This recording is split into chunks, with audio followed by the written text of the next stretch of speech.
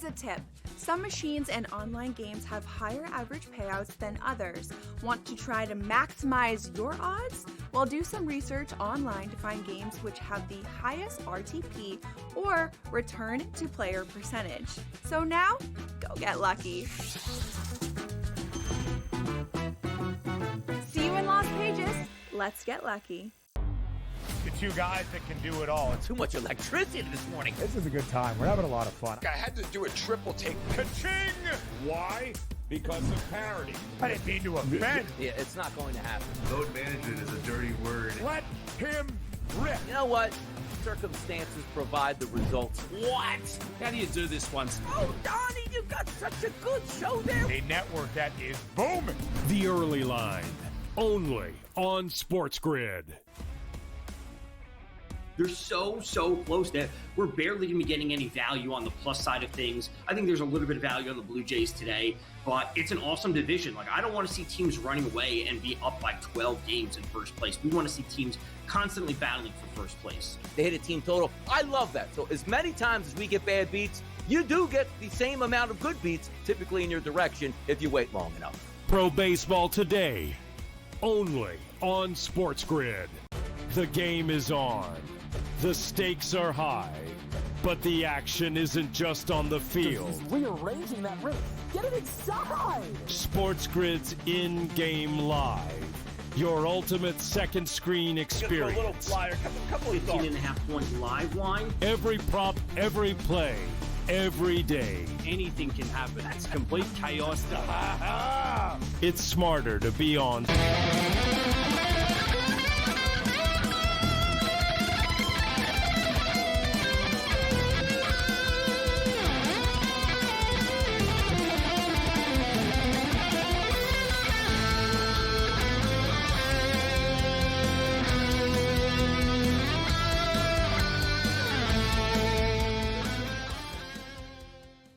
Let's roll. This is SportsRage. I am Gabriel Morency. The pitch suppliers, the hustlers, the people to bust them, and everybody else in between. Let's do this thing. The Twisted Tuesday has begun. The Western Conference Finals have begun in the National Basketball Association. The Eastern Conference Finals have begun in the National Hockey League. Let's start off in the association.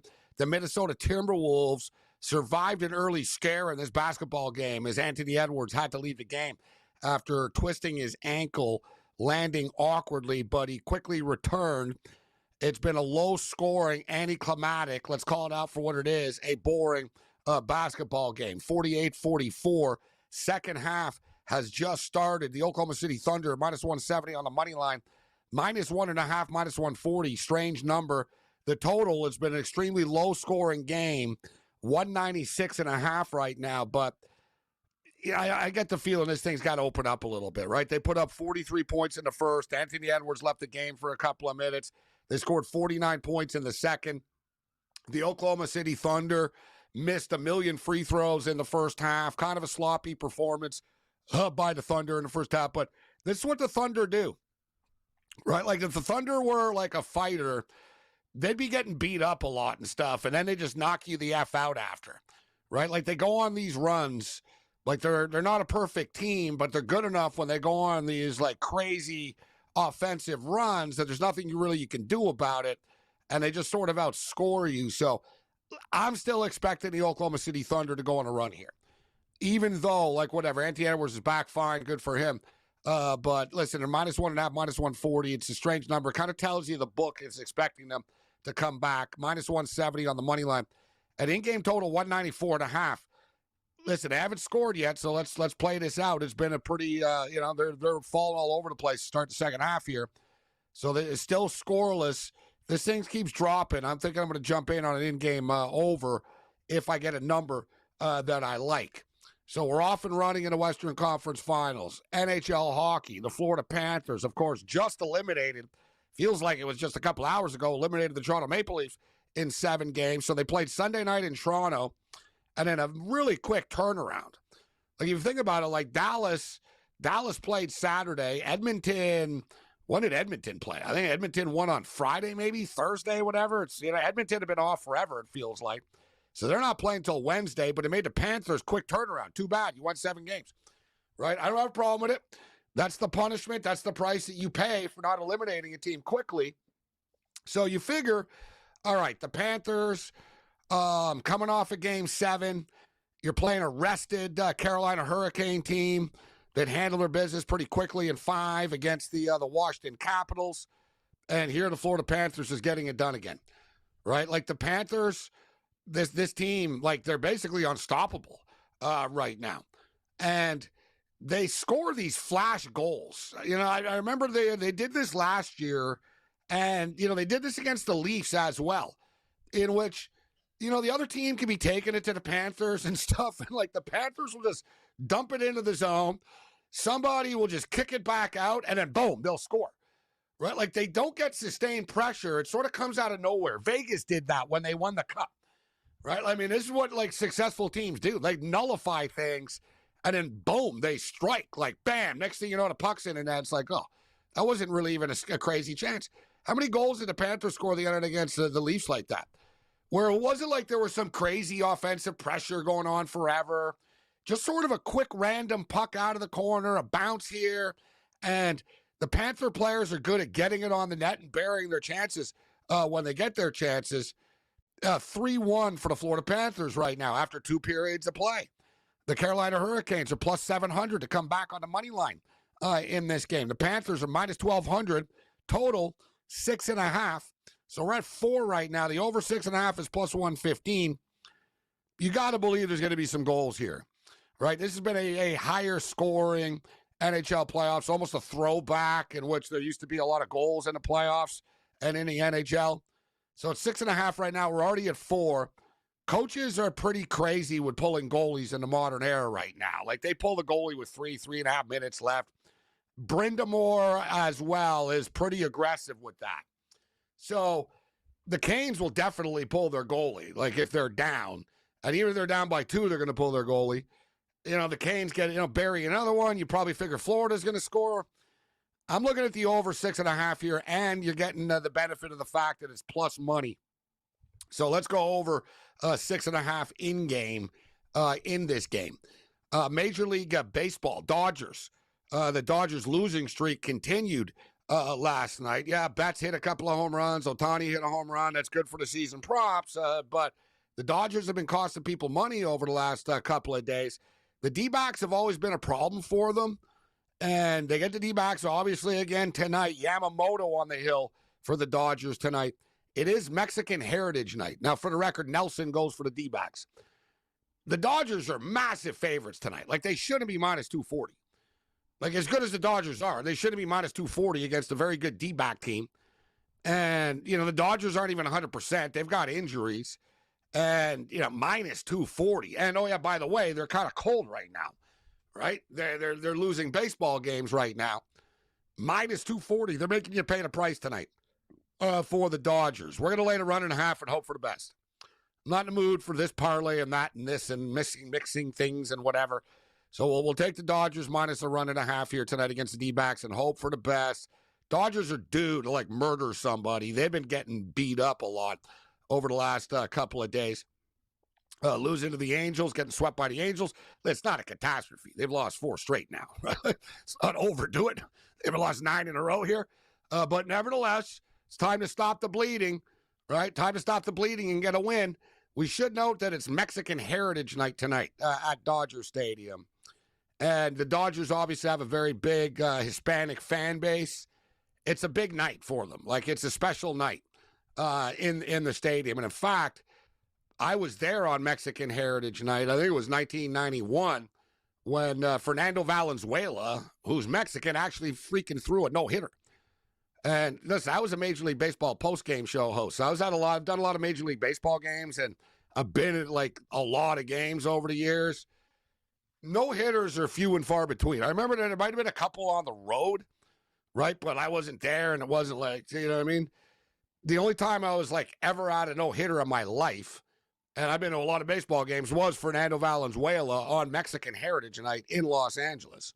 So I do know it's a special night in Los Angeles for Dodger fans. It's pretty cool, too. The Dodgers have wrestling going on. We were talking about Lucha Libre wrestling the other night. They got some wrestling going on as the pregame show out there in center field, which is a cool touch for Mexican Heritage Night. All right, speaking of losing baseball games, the Athletics have been losing baseball games. Not as shocking as the Dodgers, but the A's are a respectable team this year. I think, you know what I mean? They're going to be a 500 type of team. We like them to go over their win total, 71.5. I thought it was too light. And, you know, we talked about even Major League Baseball players in their preseason, survey, all voted the Athletics the most likely team to break out. Right? So, people get it that the Athletics have some good players. But the A's, they're also on a streak right now. Right? They got beat up by the Dodgers for 2, and then they went to San Francisco and got swept for 3. Then they lost last night. So they're up to 6 right now. I like the A's tonight. All right, we laid the -170 with the Athletics. We lost with them last night. We're going back to Sacktown once again this evening. Hopefully we don't end up in a sack after betting on the Athletics tonight. A lot of stuff to break down and cover live this evening, including the NBA Western Conference Finals. Let's roll.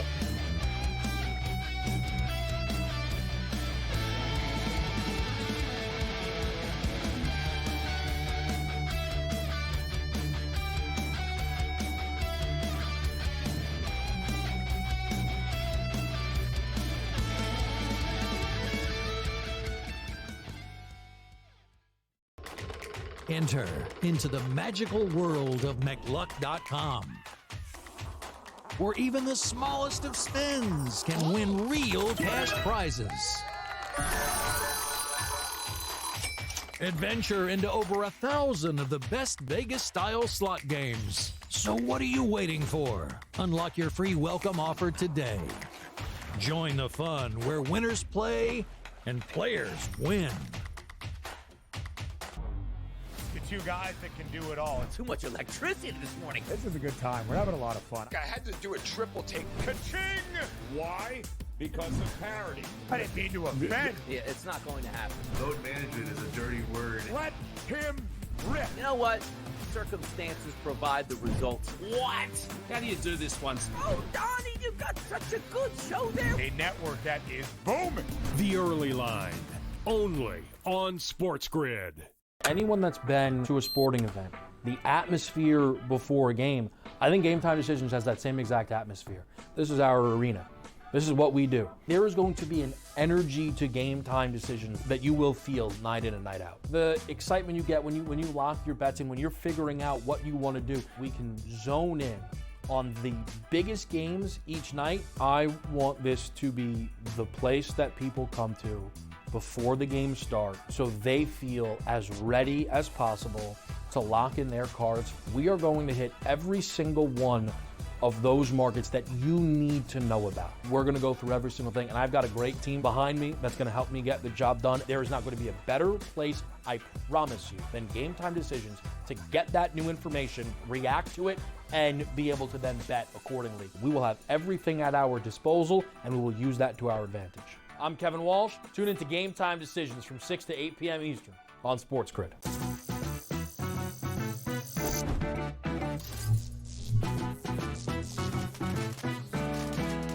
Did you know sportsbooks tend to draw up tighter bet lines for events that get even more bettors, like championship games or major matchups? My tip? Try betting on less popular sports. You might have a better shot at beating those odds. Now, go get lucky. See you in Las Vegas. Let's get lucky.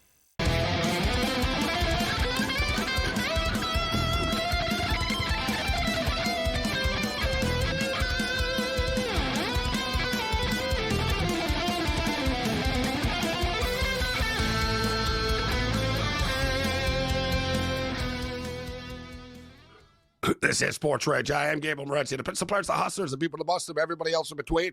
SportsGrid Radio and Television Network, Sirius XM, Channel 159. So we're going to track the NBA tonight. We're at the intermission right now still. The Florida Panthers up on the Carolina Hurricanes, 3-1 right now, as we stated. In-game total, 6.5. I think there'll be some goals here. You get a little plus money on the over 6.5. So let's go over 6.5 in the third period here in game as well. We got the NBA basketball game. It looked like Anthony Edwards could potentially have been hurt. Everybody flipped out. I saw some sports books already said, oh, they're going to refund people their bets. And then whatever, 5 minutes later, he was back in the game. And we got a close one right now. Keep on waiting for Oklahoma City to go on a run. They kind of are. They were down earlier. Now, whatever. They're down by 2 right now, 60-58. They're not really playing well. Oklahoma City looks like they're having a hard time. Minnesota are doing a really good job defensively on SGA. Like, they're really getting in his face. And, they're literally double and triple teaming him. Like, when he gets the ball, like, they literally had, like, Julius Randle, Gobert. And one thing with the T-Wolves, guys, besides Conley, if you look at them, they're freaking big, right? Like, the Oklahoma City Thunder are big, too. But, like, the Minnesota Timberwolves are big. It's kind of one of the reasons why I like the Thunder in this series, because I think the T-Wolves kind of bullied people a little bit. Like, to get here, they're a lot bigger than the Lakers. The Golden State Warriors have no size at all, right? So suddenly you're playing a team in Oklahoma City that's got a bunch of 7-footers and 6'11" kids and this and that. But so far it's been a chess match so far. Game 1, it's a feeling out process. Interesting basketball game. Kind of boring, to be honest with you, but it is close, and there should be some drama. The NHL game, similarly, kind of boring. The Panthers are a boring team, and the Canes like to be boring. That's like their fans are holding up boring as the new sexy signs. And I'm just sick of the Panthers, Cam, because this is like they've been on TV now for like 4 years in a row every night. Right? Like, this could be their 3rd cup in a row, and people forget they made the conference finals the year before they even made the cup. So it's like 4 years in a row of, like, Pharrell asked me, Gabe, you're looking forward to the Panthers-Canes? I'm like, no, I'm not. No. I'm sick of watching the Florida Panthers play hockey. I tip my cap to them. They're good, but I've seen them play like 240 times now in the last 3 years. I'm done. I'm getting frustrated with it. Me too. And I bet on Carolina, which makes it even more frustrating. Betting out of spite is not a good recipe. I thought they'd be a little bit better tonight. Got to give Florida all the credit in the world. These guys are ready to play. I'm with you, Gabe. I'm on the over 5.5 in the game. I lean to your over 6.5, and I have Carolina plus 2.5 live. So they need that next goal, or I'm going to be absolutely cooked in this game. I'm on the Timberwolves plus 7.5. I'm expecting a real tight finish with Minnesota and Oklahoma City. Parlayed your Dodgers with the A's to plus 138 too. That's what I got on the card, but Florida looks great. What can you say? I hate them too, Morency. I'm sick and tired of it. Everything, the total went from 6.5 at the plus money. Now it's over 5.5 at minus 135. And you got 15 minutes left, so I like it better even more now. I think we will get to 6 here. There should be empty net goals. Everybody's talked a lot about the Toronto Maple Leafs, and I'm sure our boy McKinnis will pile some dirt on top of the casket here in a minute. But you see what the Panthers are doing to the Canes right now. Mm-hmm. The Panthers are that good, right? Like Paul Maurice said the other night, he goes, listen, you can call out the Leafs all you want, but you're kind of disrespecting us when you say this, that like, oh, they should have won, because he goes, we're a pretty good team, and we played well, and they went 7 games with us. And people thought he was patronizing the Leafs, but he was really kind of defending the Panthers. But here are the Carolina Hurricanes right now. And I'll be honest with you, I bet on the Canes tonight, but I said all day to everybody that the Panthers will win this series because, quite frankly, and we'll bring Andrew McKinnis in, I think the Carolina Hurricanes, they don't have the same grit as the Panthers do either, McKinnis. They're going to be in the same boat the Leafs will be in, bro. Right? They're very skilled. Like I said earlier, they're basically Team Finland. You know what I mean? They're like Team Europe kind of combined in like the tournament, the World Cup lads put all the Euros together. They're like a bunch of like motley crew dudes thrown together, and they're very skilled, but they're not dirt balls, bro. Right? They're not dirt balls. They're a skilled team. They're a lot like the Leafs, and I think they're going to be in trouble against the Panthers. McKinnis, I bet on the Canes tonight, thinking, game 1, they can steal one, and the Panthers will get better as the series goes, but Panthers are just killing everyone right now. Well, the Hurricanes have like a bunch of players that are really good, like 200-foot hockey players, but they're not physical. So they have guys that play the game the right way, but they're not physical in doing so. I think that one thing about this series, guys, and I know, Gabe, you were just talking about the Leafs series, I think both the Maple Leafs and the Hurricanes need to score the first goal in games. For the Maple Leafs, it's about confidence and swag. For the Hurricanes, it's about their ability to protect leads. They're a much different team when they've scored the first goal because of their ability to protect leads. The Maple Leafs are a different team when they score their first goal because their confidence is second to none compared to when they get scored on first. Certain teams, it doesn't really matter. Edmonton could go down 2-0 tomorrow night, boys. They could win the game 5-3. It doesn't matter to them, really. But certain teams, scoring that first goal is so crucial, so important. So for the Canes tonight, I just thought that when they went down early the way they did, it's hard for a team like that to chase the game, especially for them playing at home. I think it's a good point. And if you're the Canes as well, there's a fine line. You're already in tough to beat the Florida Panthers. You need Anderson to be on top of his game. And let's be real, he hasn't been tonight, right? I mean, these goals, the early goals, are goals that have to be stopped in a situation like this.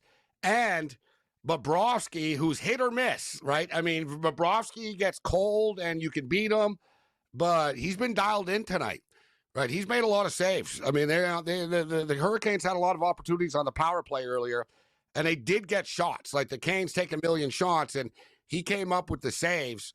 The Panthers are just built to win, right? And the addition of Marchand and the addition of Seth Jones, you add hungry players that are both just sort of playoff, born to play in the playoffs, these guys. They're both just mean son of a bitch dudes. Like Marchand calls himself a scumbag. He posted a picture of him and Sam Bennett the other day, and he goes, 2 scumbags right here.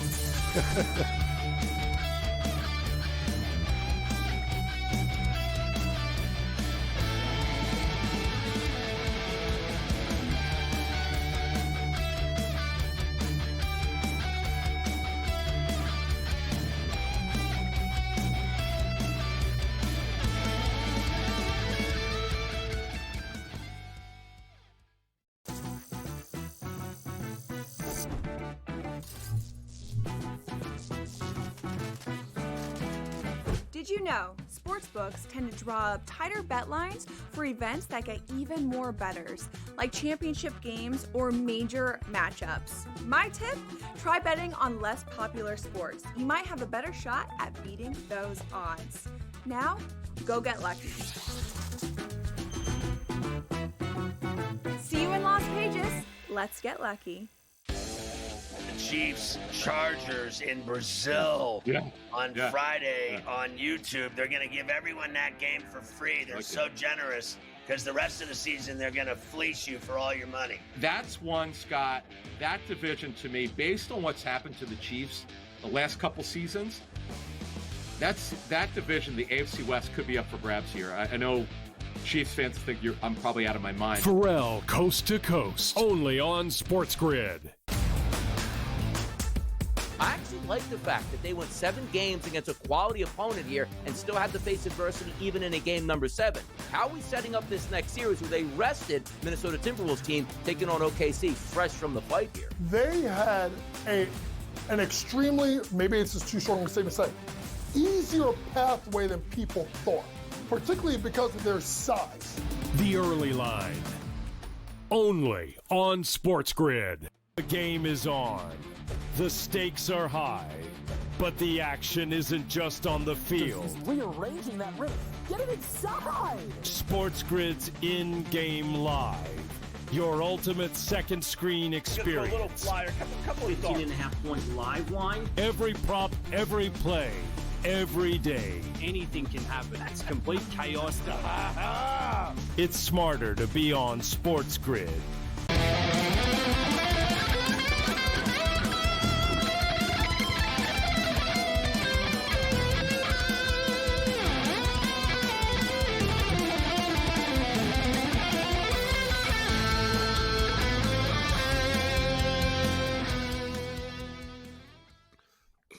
We were waiting for the run for the Oklahoma City Thunder, and here comes the run right now. Although the Florida Panthers just scored as well. So it's 4-1. I told you guys during the intermission, I was like, you know what? There's going to be more goals here in this game. Fell to 5.5, back up to 6.5 right now. So it's 4-1. It's all over but the crying for the Carolina Hurricanes. Let's be real. The Panthers are going to the Stanley Cup Finals. The only question is whether it's going to be a rematch or there'll be fresh blood in here with the Dallas Stars. NBA basketball right now. We were waiting for that Thunder run. Here it comes. They've taken a 6-point lead. They've outscored the T-Wolves 22-12 in the third quarter. And as I said a couple of minutes ago, the thing with the Thunder is they can kind of struggle, hang around, and then they do flick a switch, and they can go on these 28-10 runs and stuff like that. And next thing you know, you're down by 13. So we'll see if they can keep the pedal to the metal here. I'm buying into Oklahoma City, guys. My whole deal, and did you bet this game, McKinnis? Cam said he's on the T-Wolves plus the points. I actually laid the points with the Thunder. I got the Thunder and moneyline parlays as well. And I've never liked the odds for the Thunder. That's my deal with them. I'm like, they can't be minus 140 to win the NBA championship. Now they're minus 180, man. Come on. The Chicago Bulls and Michael Jordan are like minus 200 and stuff. Like the Oklahoma City Thunder, they're a bunch of kids. They're literally the youngest team in the NBA, and they're this massive favorite. So I don't like betting on them in series, McKinnis, but they are good, and I think they're going to beat the T-Wolves. I just don't like the price. You know what I mean?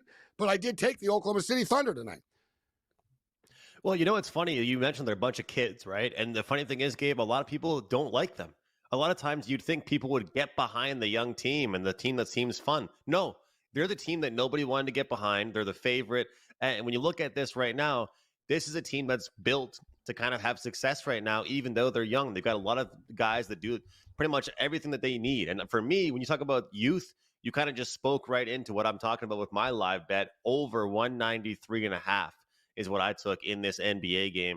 I think we'll see points. I think with the second half, I'll have a lot more points. I think we're going to see the pace switch with OKC controlling the game here. I think they want to play fast. They don't want Minnesota to set things up 5-on-5, run their sets, let each other kind of run their plays. They want to make Minnesota work, and I feel like that benefits OKC. So 193.5 is a pretty low number. I know it's the postseason, but I'm on the over in that one.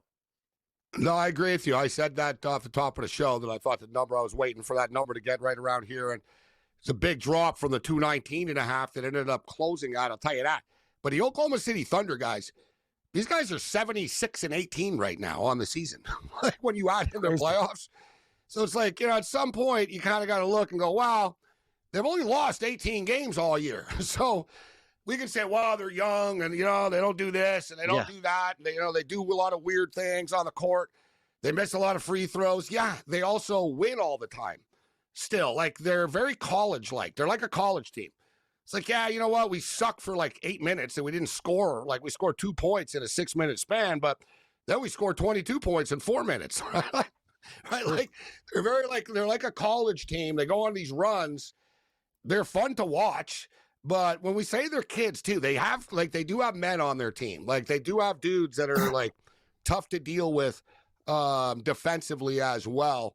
So we'll see how this game plays out. We'll get back to the hockey tomorrow, McKinnis. Well, who do you like in the Pacers and the Knicks series?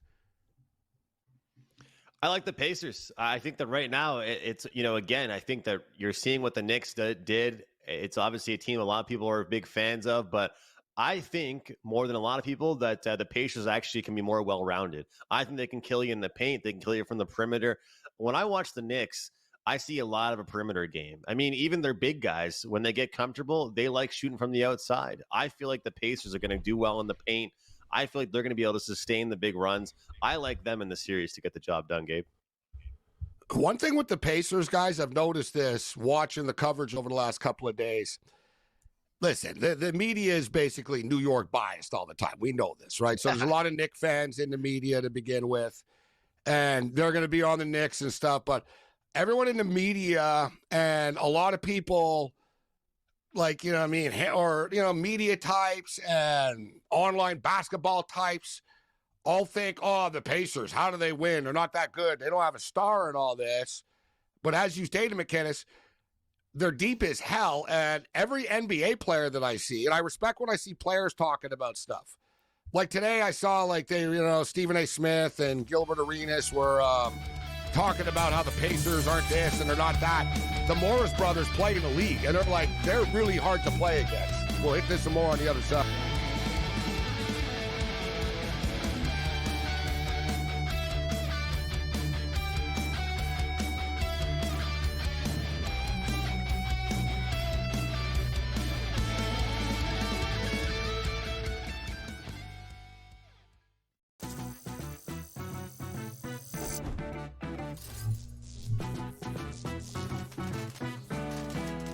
Did you know sportsbooks tend to draw up tighter bet lines for events that get even more bettors, like championship games or major matchups? My tip?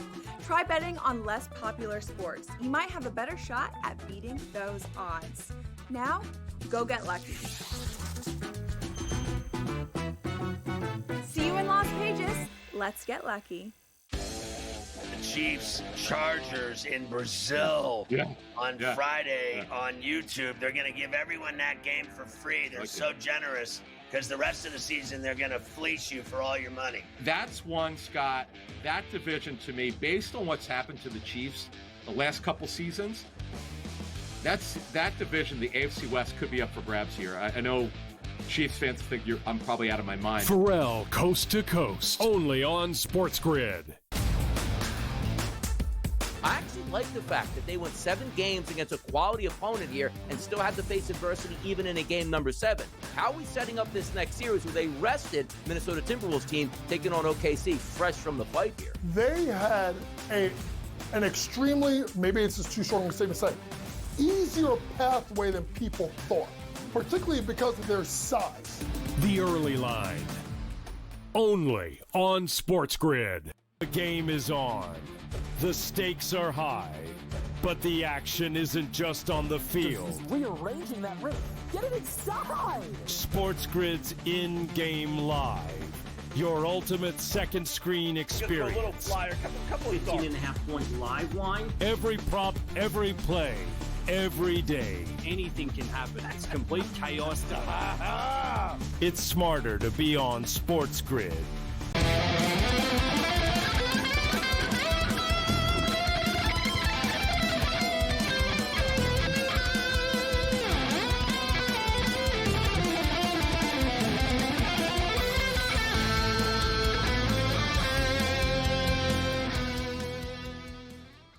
A lot of Florida Panthers are doing Panther things. Goss's Bear and Marchand just got into a fight. And Cam, you say Marchand just got kicked out of the game. Yeah, if you're the Carolina Hurricanes, dude, that's exactly what the Panthers want. Like, you know what I mean? Like, they're trolling you. They're getting you to fight and stuff. You don't want to fight with these guys. Like, no. The Panthers have them in their palm of their hands right now, like when they're doing that stuff. Like, bad move by Carolina. You're right. It's like the Panthers just toying with the mouse. It's like, yeah, no, you're right. Like, hey, and that's the thing. Marchand lives for this stuff, right? But I got you're not going to out-tough them, so don't try to out-tough them. You're not. At least Goss's stood up for himself and said, "You stupid, dirty." Like, I'm going to come at you. I respect. I actually like that because no one ever actually punches him. Like everyone sort of talks. Yeah, I wanted him to like ragdoll him, right? But like I've never seen Goss's like really. He's a pretty chill dude, like very offensive defenseman, but he was losing it. That's the thing about the Panthers. They make you turn into something you're not, and that's advantage them, as you say, Morency. They already got you where you want. Like, they get you out of your game. You're already rattled. They're up 4-1 on the road. What can you say? This is why home ice doesn't matter for them, I think. Like, home ice, they I always say matters for certain teams. You guys hear on the road. You see what they do to the Leafs? Yeah. They embrace being the team on the road. The Panthers like silencing road fans. They get a kick out of it. Yes, they were 3-6-1 to end the season, guys. 3-6-1. They went from first place in the Atlantic Division to third place. Do you think they care one bit that they were third in the Atlantic? They won't have home ice the rest of the playoffs. They're playing better on the road. They're better. Like you know what? I just heard a rumor, guys. The Bruins got a new draft pick just after that fight for Marchand. The Panthers said, "We're so nice. We're going to throw in some more picks to you because you pretty much gave us Marchand for free." Can't believe that trade. I can't believe it. They gave him a bag of pucks. Exactly. Well, you know what? How come the Leafs didn't get him, or how come the Oilers didn't get him? You got to give credit to the Florida Panthers for saying, you know what? He's available. Let's make a move on this. Same with Seth Jones. Seth Jones was openly ripping the Blackhawks for a month after every game. was pretty obvious he was going to get traded, right? Panthers were aggressive. They were the ones that said, you know what, this guy's unhappy. Let's get him. You know, a lot like the Philadelphia Eagles. You know, they see players out there that are available, disgruntled or whatnot, and they don't say, "Wow, we're already deep." No, let's add these guys to on top of what we're doing. But you like this, McKinnis, because it's got a local flavor for you here. But this is from the Players Tribune, which is a good publication for those of you who don't know the Players Tribune. It's a website, and the players actually write their own story. So it's for athletes to they can bypass the media, they can share their story, they can tell this, you know what I mean? It's a great read all the time. You know, sometimes a quarterback will write about a coach that he had or this and that, or, you know what I mean, personal experience in the league. So Brad Marchand wrote in the Players Tribune, I was never the best kid on my team. Anyone will tell you that. My buddies were better players. As we got older, they were getting all the attention from junior teams. I'll never forget when I was 12 years old. Our coach gave this speech in the locker room before the game. He says, there's thousands of kids like you in Canada. There's thousands of more all over the world. You know what the stats say? That only 0.1% of you will ever make it to the NHL. He goes, this is the best part that Marchand said. He goes, man, I thought if I'm not even the best kid on a Pee-wee team, there's no chance I'm ever going to make it to the NHL. And he goes, the same Pee-wee season, something happened to me that took my mindset to a different level. We were playing against our rivals, Cole Harbour. It's for you, McKinnis. Playing against our rivals, Cole Harbour. In an important game. And they had this monster forward on their team who always killed us. During the game, the kid took a run at my brother, and he smoked him. For as much as we'd mess with one another at home, if you ever hurt my brother, it's like a red light went off inside of me, and I'd fight you. So we went out, and every time the kid touched the puck, one of us took a run at him. He got so pissed that he took a slashing penalty right at the end of his shift, and we got a power play. We ended up scoring the game-winning goal with him in the box. I had this realization.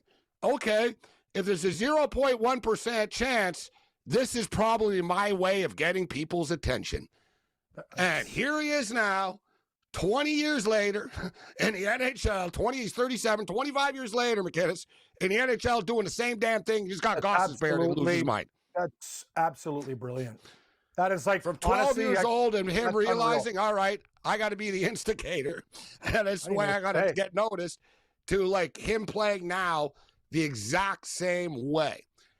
And then he goes, how far are they willing to go? Maybe it was my size. Maybe it was the way I was born.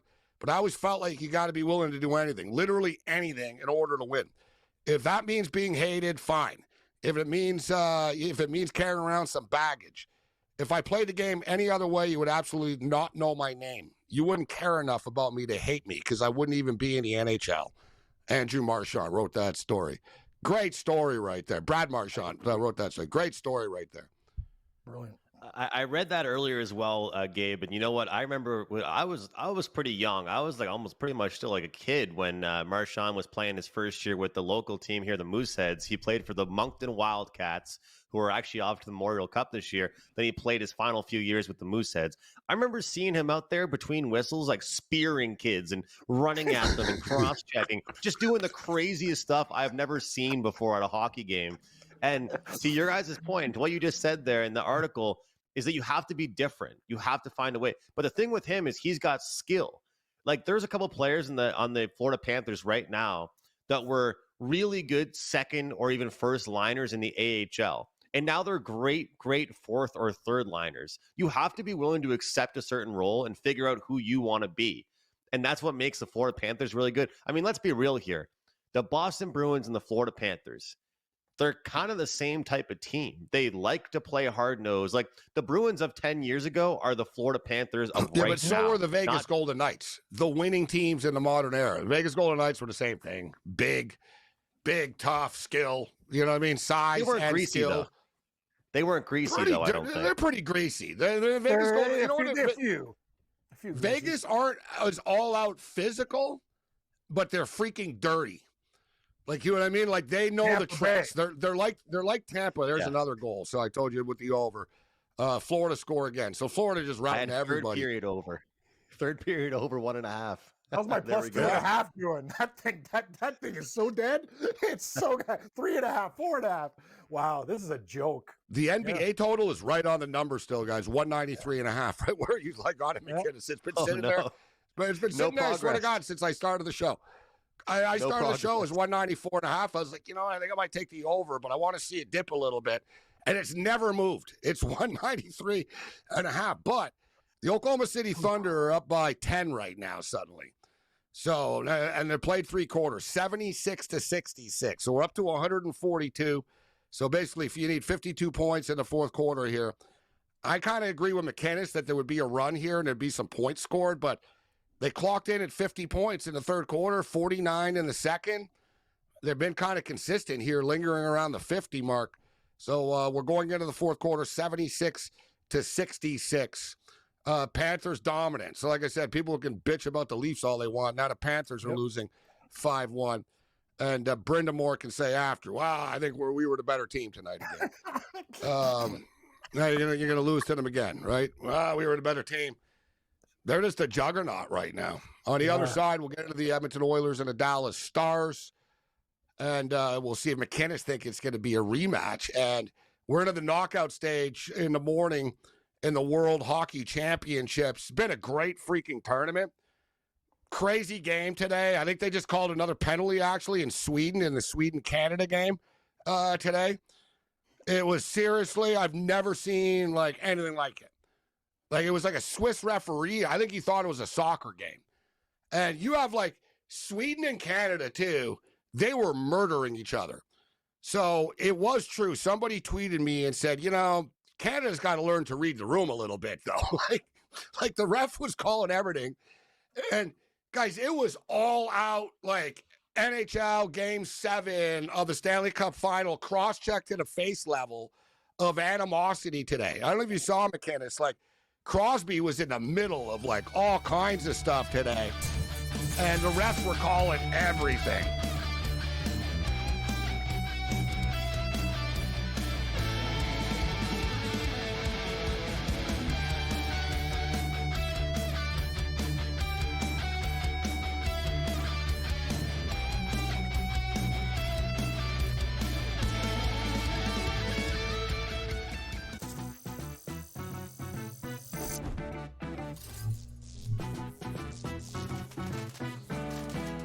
Did you know sportsbooks tend to draw up tighter bet lines for events that get even more bettors, like championship games or major matchups? My tip?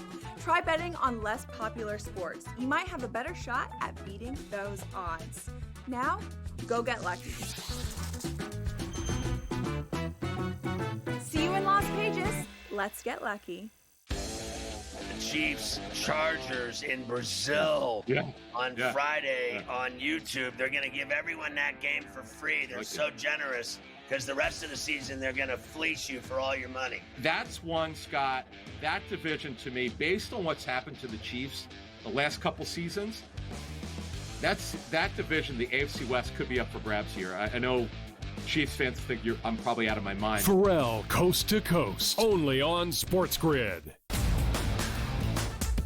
I actually like the fact that they went 7 games against a quality opponent here and still had to face adversity even in a game number 7.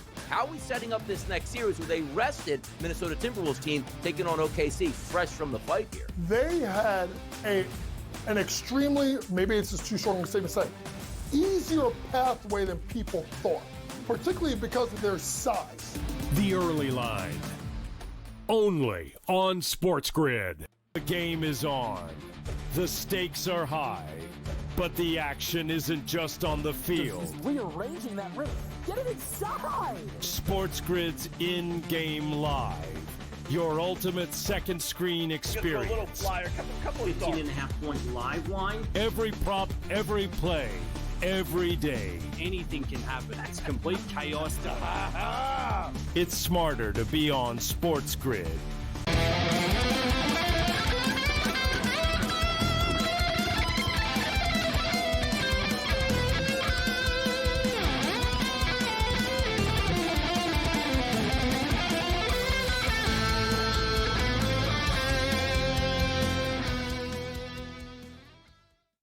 Well, last night on the show, in-game bets, we gave you the over 1.5 in the baseball game. I think the game ended up 5-2 as well. It ended up like there was a bunch of runs. It got stupid after, and it ended up going way over to 1.5. This one we told you. It'll go over to 6.5 at plus money. There'll be a bunch of goals in the third period.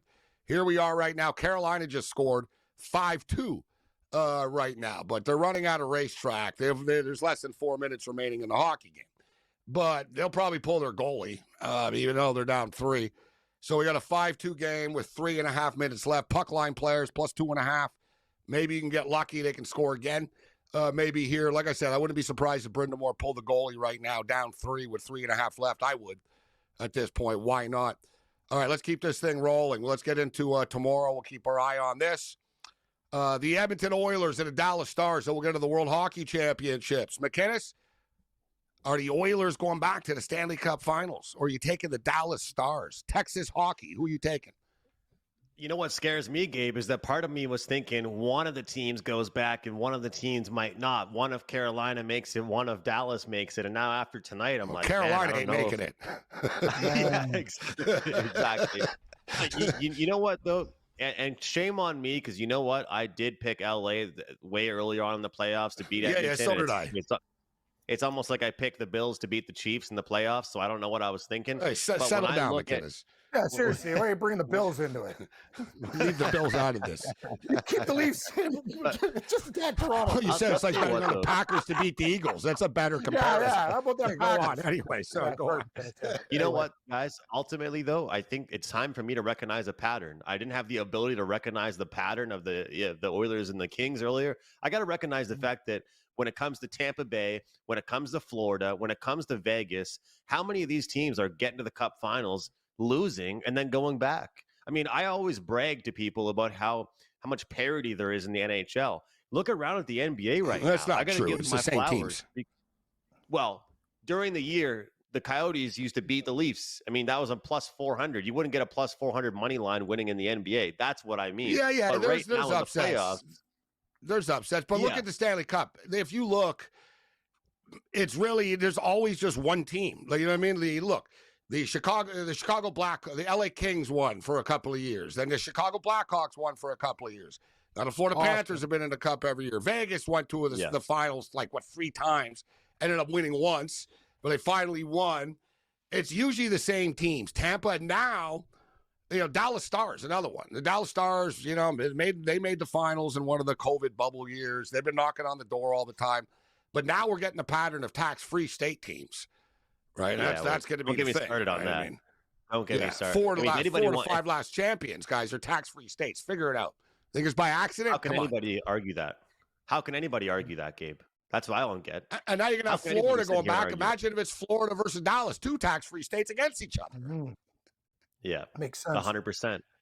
But I'll tell you what, guys, I have to own it when there's either two types of the Oilers. There's the Oilers that it's Connor and Leon versus the world, or it's the Oilers where Adam Henrique scores 2 goals in a game. Right now, we're getting the latter of that Oilers team. And when that happens, they're a great team. And you know what? They just won a game. What was it? 2-0 and then 3-0. The last 2 victories, low scoring under. Just when all of us said the Oilers couldn't win a game unless the final score was 5-3 or 6-4, they won back-to-back unders to close out their series. If they do that, if they're capable of winning a game like that, they're going to beat the Dallas Stars. Jake Ottinger's been fantastic. Jake Ottinger, has kind of tried to make his case the best he can that he should be Team USA's number 1 guy. That's for a different conversation. At the end of the day, I think the Oilers right now have more depth than people are giving them credit for. And I'm trying to give them credit for it right now because I never did during the regular season. I'm seeing it right now. I'm impressed with it. If they do that during the regular season, they have 2 of the best 4 players in the league. They'll get the job done. Regular season doesn't matter now, right? It's all about how you're playing now, and they're playing great hockey, but so are the Dallas Stars. Cam, you're taking the Stars to beat the Oilers in this series? I got futures. They're my last team left, Gabe. I think actually, and I think conversely to McInnes' point, I think tomorrow under. People think this game is going to be a shootout. I could see Edmonton. They've learned how to win very low-scoring games. Dallas doesn't mind playing that style as well. A 3-1, 3-2 type of game. I think a lot of unders in the series, more so than overs. I think we can actually see that. I like Dallas in 7. But I think the Edmonton Oilers, with the grit that they have with Kane, right now and the way they're playing, everybody's stepping up. It's going to be a damn good series. I can't wait. I'm really excited, but I like the Stars in 7. I think there's going to be goals in this series. Like, I don't see how there isn't. Like, I think it's going to be 1st to 5 actually wins these games. Like, what's the first? I like the first period over tomorrow, 1.5 actually. Ottinger has been good, but the Oilers are a lot better offensively than the Winnipeg Jets are. There's going to be a lot better chances. For the Jets barely get any shots on goal, right? Like, there's going to be a different animal for the Dallas Stars to deal with. And conversely, I think Dallas will score on Edmonton. So I think you know what I mean? We're looking at like 4-3 type of games. I see an even 6 for the total. What do you think about the total, McKinnis? What kind of series? Do you think there's going to be goals or lower scoring? I think we're going to see similar to what we saw in that last series for them, even though it didn't go that many games. I think what we've really seen with the Oilers is that it takes them a minute to ease into the lower scoring games. You know, they're going to roll the puck out. Let's hear the O Canada and the Star Spangled Banner, and let's play 1st to 5 wins here. You know, games 3, 4, and 5 might go under. If it goes to 7, that one might go under. Wouldn't be shocked to see 3 of the first 4 go over the total. That's the way I'm thinking. I think that, you know, some series we see start slow and work their way into the scoring. This one, to me, has that opposite feel where we start with a bang and then recognize, all right, let's take it easy here. Let's take a step back and win some low-scoring games. So I wouldn't be shocked to see a classic Oilers game tomorrow, that's for sure. And, guys, I just want to mention real quick, I know we don't really you look at the expected goals and all that kind of stuff, but I got to tell you, you might be shocked to hear this. Expected goals, all situations, Hurricanes, Florida tonight, 3.38. 2.17. Carolina. I mean, that's crazy. The deserve to win meter on Money Puck says 68% of the time Carolina wins last this game. year. They got swept by these guys. Wow. I don't care what these numbers say. All they do is lose to these guys. Who cares? But this is supposed to be a bad game for Florida, and they're winning like this? It's kind of my point. Yeah. This could be a sweep again. Might be 5. Could be a sweep, though.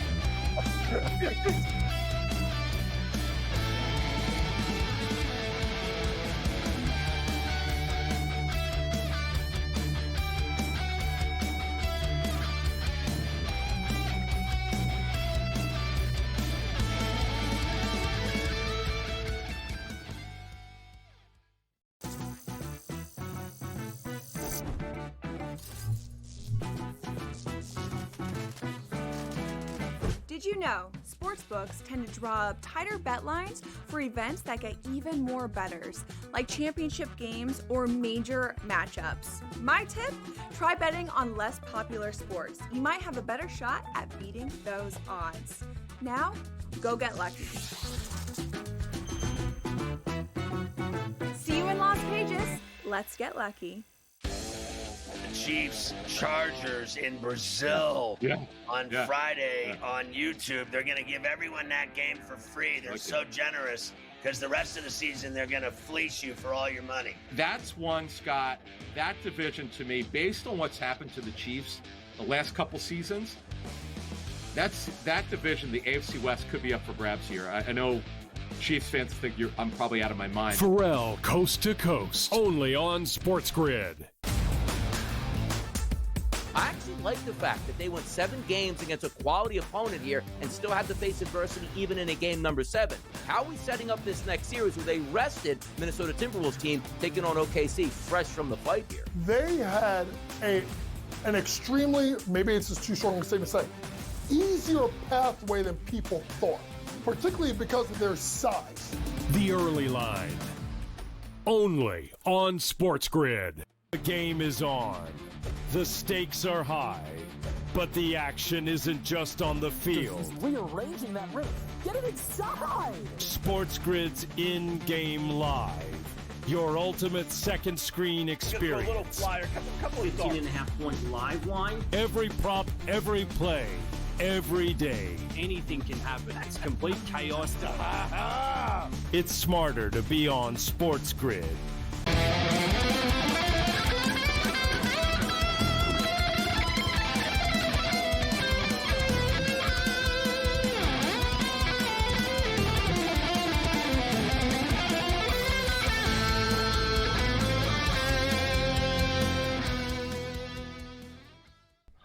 This is SportsRage. I'm Morency. All right, let's get to the World Hockey Championships. I've been glued to this stuff. Unfortunately, we lost today. We did have Canada, but I bet the under. There was 1 million penalties in the game. And we lost yesterday when Canada lost to Finland. So it's been a frustrating 24 hours in this tournament. But I do have Canada to win at plus 130. And it's minus 125 now. So you're still getting pretty good value, guys. So let's blast through this. Our remaining minutes from McInnes. We're down to the quarterfinals. There's only 8 teams left right now. Switzerland and Austria. Kind of a random weird game here. The Swiss are pretty good. They're big favorites. I wouldn't want to lay minus 950 on the money line. They're minus 2.5, minus 150 on the puck line. USA and Finland. This is a good one. The U.S. today looked good today. They were down 2-1 to the Czech Republic, and then the U.S. scored 4 unanswered goals. The U.S. have a bunch of small dudes that fly around, like Cooley and Connor Garland and stuff. They're little buzzers, they're buzzing around the ice everywhere. They look good today, but Finland will be a tough, this will be a tough game. We just saw Finland just beat Canada yesterday, and Finland are hard to freaking score on. Saros was smoking hot. Saros can suck or he could be good. We got the good Saros against Canada. What's your pick, McInnes? USA versus Finland. USA are minus 200, and there's going to be a ton of Finns there. The game is in Sweden. Finland are plus 165. Sweden, we'll get to Sweden in a second, playing the Czech Republic, but Finland are plus 1.5 on the puck line, minus 165. Who do you like between the Finns and the Americans in the morning, McInnes? I like the Americans to get the job done on Thursday. I do. I think they're the better team, obviously, but I think that they're going to kind of learn from some of the adversity they've gone through. That's the big thing. Is that you don't want to sweep the board. You don't want to blow every team out 5-0 game. You really don't. They've gone through a bit of adversity, played in some closer games. Today's game was great. I mean, for me, when I look at them, I like them, but I also like the under. If you can do those alternate same game parlays, I feel like this is a real good one for that. Take USA and under 5.5, under 6.5, something like that. I feel like USA, this to me is kind of a, World Cup comparison, kind of top of the group team versus bottom of the group team. Finland's going to do whatever they possibly can to make this a 1-0 game. They won't be able to for long, but they want it to be low scoring. I'm going to take Finland to beat them. Give me Finland plus 165. Ooh. Cam, what's your pick? I like Finland as well. I like Finland in a low-scoring affair. They could squeak by the USA. Good price on the Finns. The only thing with Finland, because it comes down to Saros, right? Saros, man, dude, the guy was unbelievable against Canada. The Canada outshot him 38-21, and he stood on his head. One big save after another. He's hard to fully trust, right? I mean, he's not always that, but when he's hot, and the fact is, like I said, Finland feel at home in Sweden. There's going to be a ton of them there. I kind of, the U.S. coming off this big win today, I think they could be a little vulnerable. It'll be a super close game, so I wouldn't be surprised if it went to overtime. Finland plus 1.5. Canada get Denmark. Canada are minus 3.5. Do you think they roll the Danes, McInnes? I think they do. They're finding their offense right now. Speaking of goaltenders, Gabe, honestly, I think that I think today's game for Team Canada, they could have had 2 or 3 more goals. So they ran into a goalie that was shutting them down a little bit. It looked like they played well, but it could have honestly been even better. So I think they do cover that number. I feel like they're going to, keep their foot on the gas pedal. And I think they're getting hot at the right time as well. What I've liked about this year's Canada team is the chemistry they've been able to develop. I think there's a mixed bag of players. And I also think that in comparison to years past, there's a very clear top 6 and bottom 6. Like Phil Deneau, look at that veteran guy, older guy, 4th liner. Do you think he cares? I don't think he cares when he sees himself on a 4th line because he's out there in the big moments, out there with final minutes to go in the game, out there for defensive zone faceoffs. This team is structured very well. Well, yeah, it's the deepest world championship team they've ever had. It's too bad Bo Horvat got hurt, like you said, because he was really playing well. Sweden and Czechia. The Czech Republic, I know you said before the tournament, McKenzie, you thought the Czech Republic were sort of that dark horse outside team here. Here they coming off the loss to the U.S. They get the home nation Swedes coming off the loss to Canada. Sweden are minus 155. Hard not to like the Swedes here in this game. Give me the Czechs. I got to stick with my pick here. I got to stick with my pick. I got to go against the home team. I'm taking the plus money on Czech. I watched today's game all the way through against Team USA. The score line does not dictate how that game was played. Give me Czech and David Pastrnak to get the job done. Yeah, it went from 2-1 to 5-2 pretty, exactly. Like the wheels just sort of fell off for them. This is going to be some great stuff. This tournament's already been awesome. And like I said, if you're a hockey fan, you're not watching this stuff. You're not really a hockey fan, are you? Andrew McKinnis is a hockey fan. WagerTalk.com.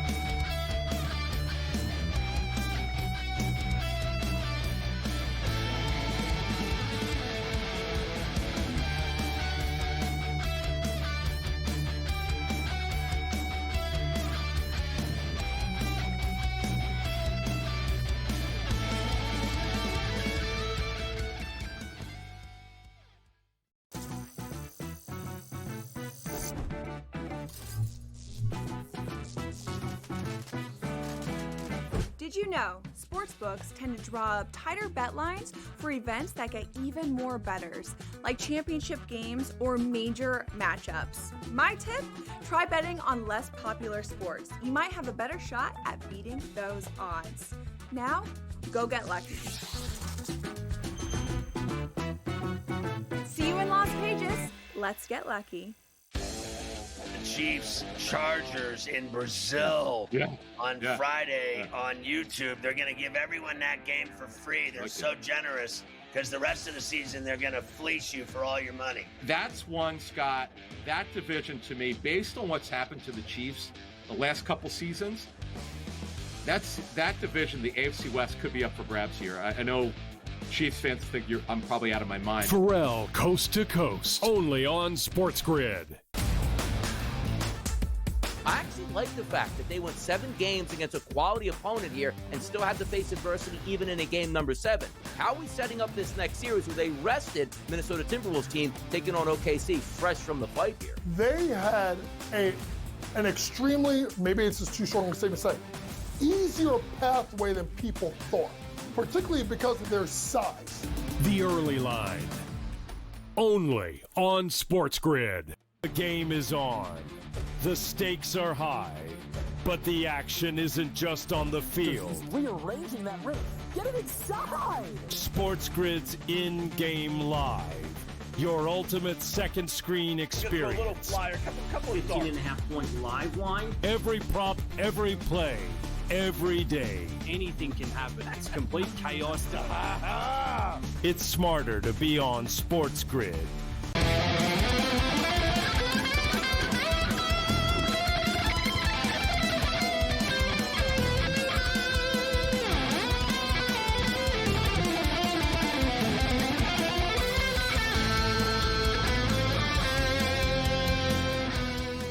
The Twisted Tuesday continues. This is SportsRage. I am Gabriel Morency. The Pistol Players, the Hustlers, the Rick Saratellas, and everybody else in between. I should be wearing a suit right now because we're going to talk some executive decisions right now. Some boardroom talk with Rick Saratella. My man, Rick Saratella, allaccessfootball.com. NFL Draft Bible in the house. Rick, good to see you. How you doing, my man? Hey, man, I brought the big stick. Let me know what we got to do over here. Yeah, we're in the boardroom right now. So every year, this is the time of the year that we're at right now. Rule proposals, changes, complaints. Let's just start off with the tush push. What's the Green Bay Packers problem, bro? Like, seriously, like, just let it go. I mean, this constant, you want to ban, we want to ban this play and stuff. You and I talked about this before. It's a football play. It is. It's a football play. Like, it's not some, you know what I mean? They're not doing anything illegal. It's like an old school style football play. I don't like some of the rugby sort of scrums that, the refs let everything go down the field all the time. I think that's a bigger problem than this little Eagles brotherly shove thing. But what's your take on this? And it seems like the Packers are the one that are complaining the most about it. Yeah, I mean, listen, Gabe, I've always been to the effect like, hey, if you don't like it, then figure out a way to stop it. Like, it's one team that has had profound success doing this thing. It's not like everybody's able to just get this automatic first down. No, that's not the case. There's one team dominating you all at it, and you haven't figured out how to stop it. The center, Jason Kelce, retired. They put Cam Jurgens in, and there's no change. So figure it out, stop it, Otherwise, now they're talking about reinventing the rules. Let's change the rules to what they used to be. You can't pull or push a player anymore. Like, figure it out, guys. But I just don't see why we got to change things just because the Eagles won the Super Bowl. You don't like that? Well, figure out a way to be better.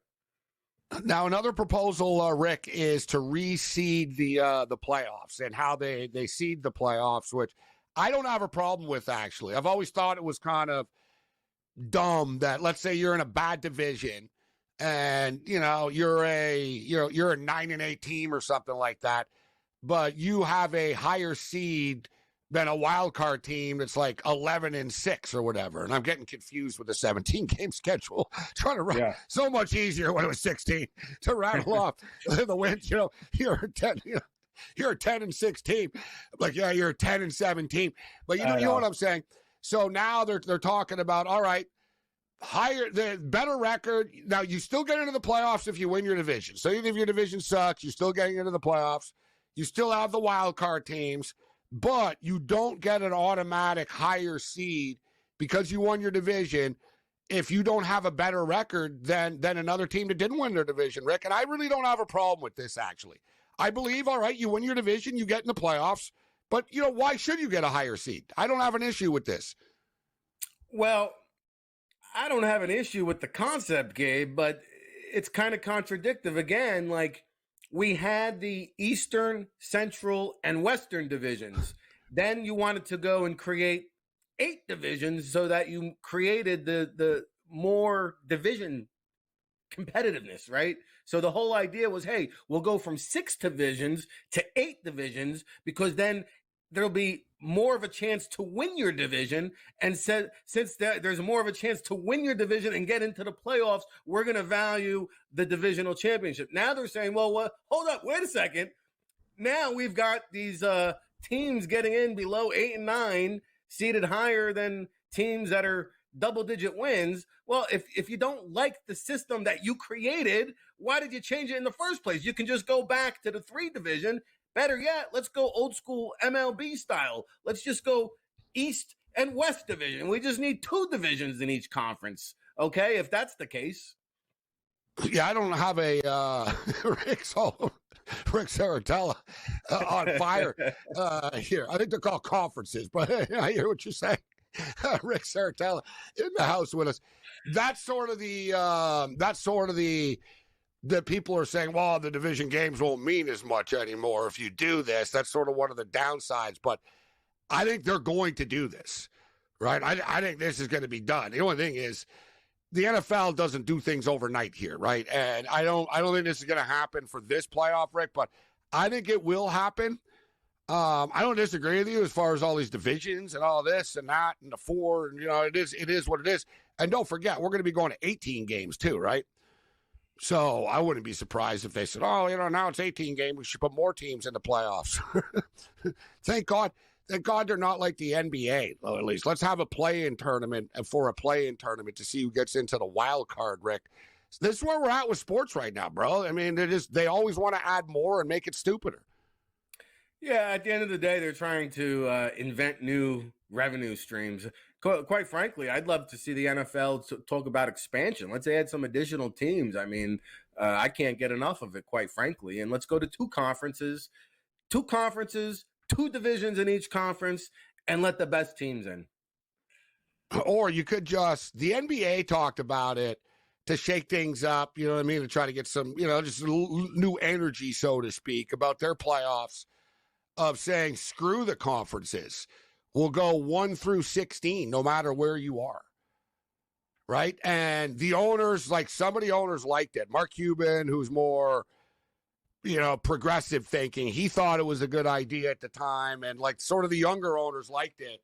But the traditional guys didn't like it. And you know what they really didn't like about it was it would cost them a lot of money. They didn't want to fly around everywhere. Right? They were like, well, what happens if Toronto plays Portland in the first round? We got to fly back and forth all over the place in the first round. It's really going to cost a lot of money, and it's going to add up. And, you notice now all these playoffs, these teams in the playoffs in these leagues. That's why the NHL has their stupid little format they do. It's easy. They're all in the same damn division. They play in the playoffs all the time, and they save money with travel, and they make more money. It's always about always comes back to the bottom line. All right, another piece of business is Notre Dame and USC, Rick. One of the best college football rivalries and traditions, right? You don't have to be a USC or a Notre Dame fan to respect the rivalry, and everybody's watched the games over the years. But USC, it's not, they haven't officially said it yet, but I think it's coming, that they're not sure about extending this after their contract is up with Notre Dame. And there's they don't want to play Notre Dame. They're scared of Notre Dame. Whatever, dude. Notre Dame is an independent, Rick, right? They get to handpick a bunch of cupcakes. They play a couple of games a year. They keep all this money. They get into the playoffs if they're in the freaking top 12.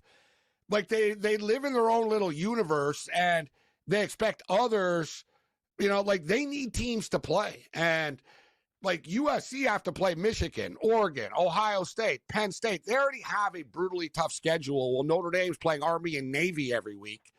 I say screw Notre Dame. I understand it sucks for college football tradition, Rick, but you know and I know there ain't no tradition anymore. The tradition is the bottom line and money. I got no beef with them not wanting to play Notre Dame anymore. Well, listen, you want to be the best, you got to beat the best. And the bottom line is, when you talk about college football landscape, NIL money, people don't mention Notre Dame's an independent. They might have more NIL money than any of these programs. Now teams are scared to play them because look at the talent they have. I mean, they were in the national championship, and I expect them. Yeah, but they're in the national championship, Rick, because they're not in a conference and they're not playing a tough schedule. No, I don't think so, Gabe. I think they have NIL money and they have talent and they have a hotshot young coach that nobody wants to face right now. And that's the USC Trojans. The USC Trojans.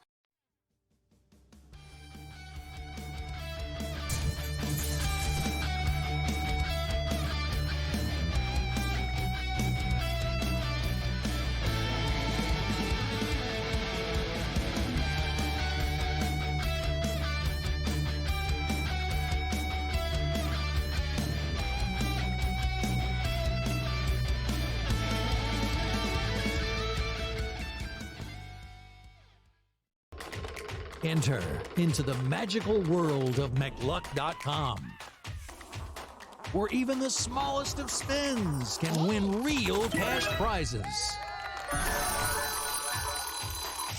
Adventure into over 1,000 of the best Vegas-style slot games. So what are you waiting for? Unlock your free welcome offer today. Join the fun where winners play and players win. Two guys that can do it all. Too much electricity this morning. Did you know sportsbooks tend to draw up tighter bet lines for events that get even more bettors, like championship games or major matchups? My tip? Try betting on less popular sports. You might have a better shot at beating those odds. Now, go get lucky. See you in Las Vegas. Let's get lucky. The Chiefs, Chargers in Brazil on Friday on YouTube. They're going to give everyone that game for free. They're so generous because the rest of the season they're going to fleece you for all your money. That's one, Scott. That division to me, based on what's happened to the Chiefs the last couple seasons, that division, the AFC West, could be up for grabs here. I know Chiefs fans think I'm probably out of my mind. Pharrell, Coast to Coast, only on SportsGrid. I actually like the fact that they went 7 games against a quality opponent here and still had to face adversity even in a game number 7. How are we setting up this next series where they rested Minnesota Timberwolves team taking on OKC fresh from the fight here? They had an extremely, maybe it's just too strong a statement to say, easier pathway than people thought, particularly because of their size. The early line, only on SportsGrid. The game is on. The stakes are high, but the action isn't just on the field. He's rearranging that roof. Get it inside! SportsGrid's in-game live. Your ultimate second screen experience. Just a little flyer, couple 18.5-point live line. Every prop, every play, every day. Anything can happen. It's complete chaos. It's smarter to be on.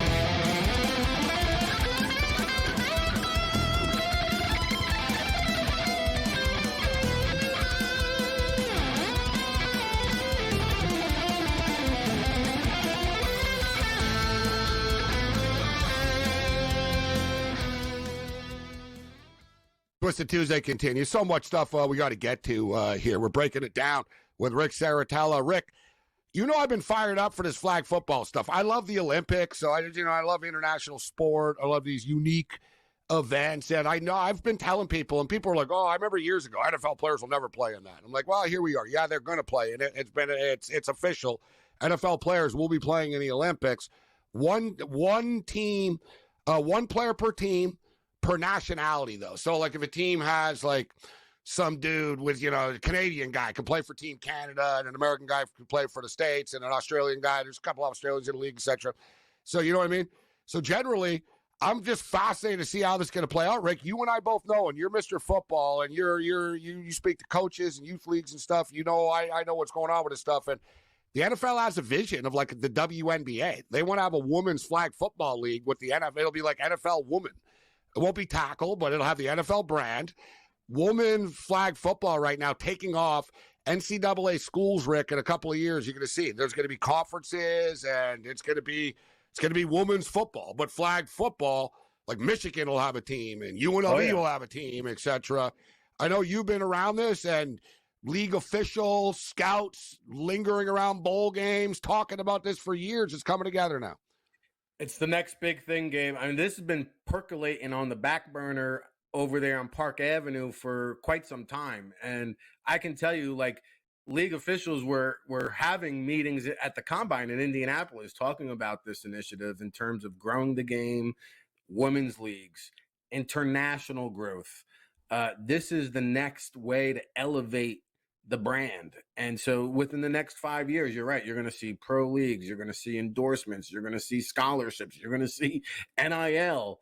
Okay. We don't even have, my good friend, Amanda Ruler, right down the street in Philadelphia at Eastern, in the first ever college women's flag football team. That's going to be commonplace in 2 years. Every college program will have one of these. Then we'll have scholarships. Then we'll have NIL. Team Italy, outside of Andy Isabella, I think we might be in a little bit of trouble. But this is going to be so much fun. Yo, bro, Mexico can play too. Like, there's some of these countries can play flag football, bro. This is no joke. Don't think all these NFL guys. These countries can play. Oh yeah, they got the LFA in Mexico. Japan has a pro league. Okay. Europe, obviously, the European League of Football just kicked off this past weekend, so they're going to be all amped up for this. And just like this reminds me of, remember the Dream Team back in '92 when they had the U.S. player. This is the kind of vibes. Oh, and Rick, that's what I'm getting goosebumps and chills about it now, because talking about a bunch of dogs and alpha males. Yes. Every quarterback in the NFL is going to be like, I want to be the quarterback in the Olympics. I want to win a gold medal. They're thinking I can win a gold medal. Like, they're going to want this, man. I want to go watch those scrimmages and practices. Those are going to be some competitive. Who you got? Jalen Hurts. He'd be pretty damn good at this. There's two ways of looking at it. Sort of fast guy in the pocket, can scramble, can get around. But also, I wouldn't mind a guy with a cannon. I know Matt Stafford's older, but imagine him just slinging passes back there, going deep, bang, bang, bang. Yeah. But Mahomes, he's older, so I'm just saying, Mahomes is on record as saying, I'd like to do it if they want me. Yeah. Lamar Jackson's on record as saying, I want to be the quarterback of the U.S. team. Kyler Murray has said, I want to be the quarterback. What do you think? What's your early guess right now? What's your prediction? I'd say Lamar Jackson would be the ultimate cheat code, right? I'll put him as the leader in the clubhouse right now. But I'll throw a dark horse candidate out there. How about Jalen Milroe, 2028? Interesting. Yeah, very athletic. He'd be made for that. Anthony Richardson's another one. Yet I think the stars are going to want this. And their agents and companies, you know what I mean? Like their sponsorship deals. Rick, think about it, bro. Suddenly, you know what I mean? Patrick Mahomes could have a Nike ad during the Olympics. This is like Jordan, like you said, Dream Team Jordan type stuff. Like from a marketing standpoint, the players are going to want in. Saquon Barkley, I got Ashton Genty, who's the running back. It's going to be wild stuff, bro. It's going to be a young man's game. And will they go like, remember the Dream Team in 92? They carried Christian Laettner. Like, will they carry a NCAA player? Yeah. This could be a lot of fun. I wonder who's going to be the director of getting to pick the players. The coach, you're right. The player personnel director. Who's going to be? If you're listening, well, you got to hop on the bandwagon. You got to get a job with this team for sure. But that's a great point. Sort of like I brought it up from a CFL perspective. Paul LaPolice, who is a longtime CFL coach and stuff. TSN, CFL analyst. Yeah. They said, all right, you're going to run Team Canada for us. You know what I mean? He's got the experience. I'm fascinated, too. And Rick, of course, was a scout with the Edmonton Elks. I think Trey Ford would be pretty good with this. Mm-hmm. But the fact is, Nate Rourke, you know what I mean? Nate Rourke's a pretty good quarterback. Nate Rourke's pretty fast, too. He's pretty athletic, Nate Rourke. Not to mention his brother, Curtis Rourke, not a bad quarterback. Now, the San Francisco 49ers, Rick. What do you think about Canada's quarterback situation? Yeah, well, Nate was a little rusty in his CFL comeback last year, so I want to see him bounce back. I would say Trey Ford is probably the most elusive and electrifying quarterback, so he would probably be the front runner as you see my Edmonton Elks hat back there. So, I think Trey, like, can you imagine a flag football championship, Lamar Jackson versus Trey Ford? Like, seriously fun. One thing with Canada, guys, too, this is very offensive, this stuff. Canada has a lot of wide receivers in the National Football League, right? Like, and they also, don't forget, Chase Brown's very good running back. Like, Canada, you know what I mean? You would figure, like, they wouldn't match up. Like, they couldn't field, 22 guys type of deal. But when you're talking 6, 7, and you're talking about offense and stuff. Oh, yeah. Yeah. Like suddenly, Canada's got speed. John Meshie's Canadian. Palmer's Canadian. Claypool's a little old now. He wouldn't be there. The kid from Stanford this year, Alec Ayomanor. Oh, yeah. He's a badass. I'm a big fan of his, Rick. You like that player? I like him. Well, I'd like to see him refine some of his route running, but he's a very acrobatic. Yeah, he's a one-on-one guy. Be good in the, sort of in the red zone, right? Throw it up, he'll sort of fight. It's like a basketball player. More Rick on the other side.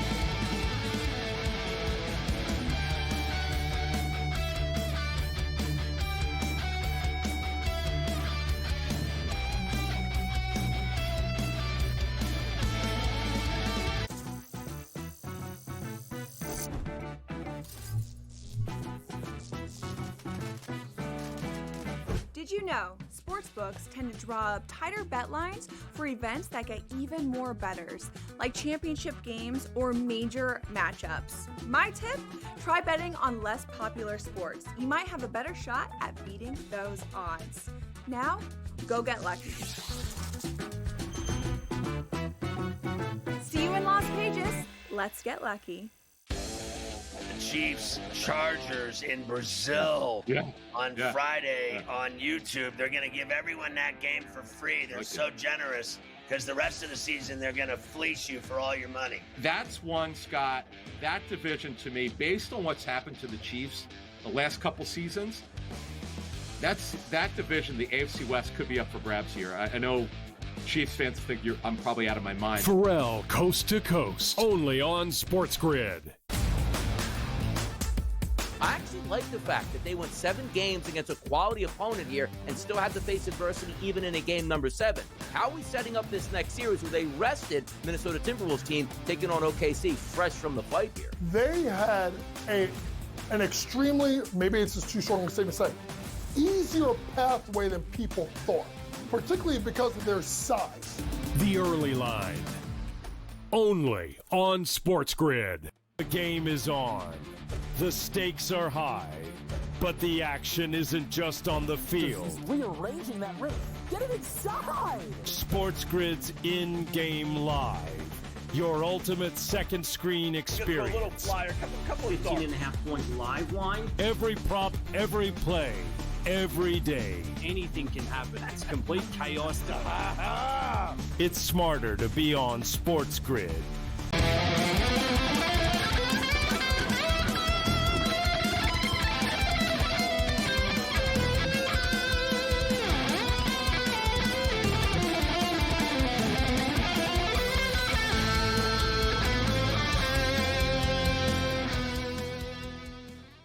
Rolling with our boy Rick Saratella. All right, Rick, we've only got a couple of more minutes. CFL football kicked off yesterday. I was fired up. Saw the first preseason game of the year. The BC Lions like to take it outside of Vancouver and go into sort of rural areas and different spots around the province. You know, they're not the Vancouver Lions, right? They're the BC Lions, and they do a very good job of it, actually. Like, they are popular around the province. Yeah, with all that being stated, Rick, I knew they were going to lose yesterday. So they didn't start any of their starters, and our boy, PJ Walker, was playing for the Calgary Stampeders. And, Rick, we're talking about a guy you and I both know well. I mean, this guy started NFL football games before. Now he's playing against, like, kids out of CIS college in Canada in the second half of a CFL game. It was basically free money, Rick, and we hit it pretty good. I'm glad to have the CFL back, I tell you that. Yeah, I'll tell you. And that was fun to see. PJ Walker, a little bit of a journeyman. He went from Temple to the XFL to the NFL. Now he's found his way back to the... He had bad luck with the XFL, Rick. If you remember, he was actually on pace to be the MVP with the Roughnecks, and COVID hit and stuff. Remember, he was lighting it up and the league shut down or whatever.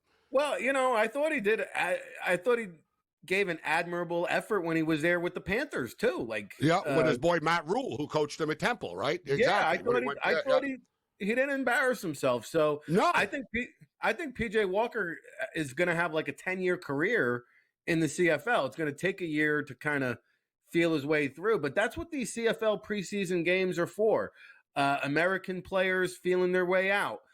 Most of the time, I can tell you, the starters don't play, especially the established veterans, because you don't get too many looks at these guys, and you've got to make two games and all the rules, different field, right, Rick? You got it exactly in the CFL preseason, guys. They already know the guys on the team are on the team in the CFL. Like they got to see, all right, we got to play the young guys, and there's an opportunity for it. But they also have Vernon Adams. Now, Vernon Adams, very good quarterback, Rick, but also a guy, smaller player, you know, sort of streaky, hot and cold type of guy. So PJ Walker could have an opportunity to play, but I tell you, you saw the Calgary Stampeders. Stampeders, Rick, used to be kind of like the Patriots, bro. Like, you know what I mean? Like, they won all the time. Dickinson won when he was a player. Flutie, you know what I mean? Garcia. Like, they were like a badass model franchise, Rick, where it was just commonplace. Yeah, Calgary's in the Grey Cup again. Calgary. They wouldn't always win, but they were, you know what I mean? They one of the model franchises. I'd say over the last 4 or 5 years or so, they've really, really struggled. Dickinson's kind of a legend there, so he's got a free pass, but you know, it seems like the leash is shortening a little bit and the frustration's growing. And then they went out and they spent a lot of money in the offseason. Much better quarterback room. Their win total, Rick, is 6.5 this year, the Stampeders. I think they're going to win 7 or more games with Vernon Adams and PJ Walker. I do. You know, I think they're going to be right there. But you put those quarterbacks with Dickinson, I think the offense is going to be much improved. They're going to get out of the basement. I think Calgary might be the most improved team. Is that enough for them to get into the playoffs? Probably not. But they're going to make big strides, absolutely. Toronto Argonauts win total is 11.5. One thing with the Argos, guys, they're not a dominant regular season team. Like the Argos save their best for last. They understand, you know what, we don't have to be dominant early in the season. It's about peaking for the playoffs. But I'm fired up. Nate Rourke, as you talked about, struggled after he came back for the National Football League for the BC Lions. But now he's got a full camp, Rick, and he's much more comfortable now. Like it's, you know, he's staying with the Lions now. Like his life is settled. You know, he went through a lot last year. I'm expecting a lot more from him. No, I think he'll be much better with the offseason to prepare. They should be in contention. I saw them play Chase Bryce, the Appalachian State former 5-star quarterback. Yeah. He got some reps there yesterday. You know, listen, I think Toronto's going to hit the over. I think Toronto and Montreal are the two best teams, head and shoulders. I think it's very clear-cut this year. And I think Winnipeg's going to take a step back. And I like Hamilton Ticats. They're the kind of dark horse. I think they probably need a year, but I think Hamilton is going to surprise some people this year. We got to get out of here, Rick. But we got a big UFL game this week, Michigan and Birmingham. Good stuff. Let's hope there's not an NBA pregame show, Rick, starting because you know they're going to cut the end of the game. Unbelievable. Unbelievable stuff that happened. We've had some great endings in the UFL over the last couple of weeks. It's been unbelievable. Like, these big time matchups have all come down to the wire. I just wonder, like, who sits up in the suite there and signs off on these decisions and says, yeah, that'll be a good idea. 10 seconds to go. Let's cut away for the NBA pregame show. Tip off. It's the UFL. UFL Heidi game. Rick Saratella. What are we doing?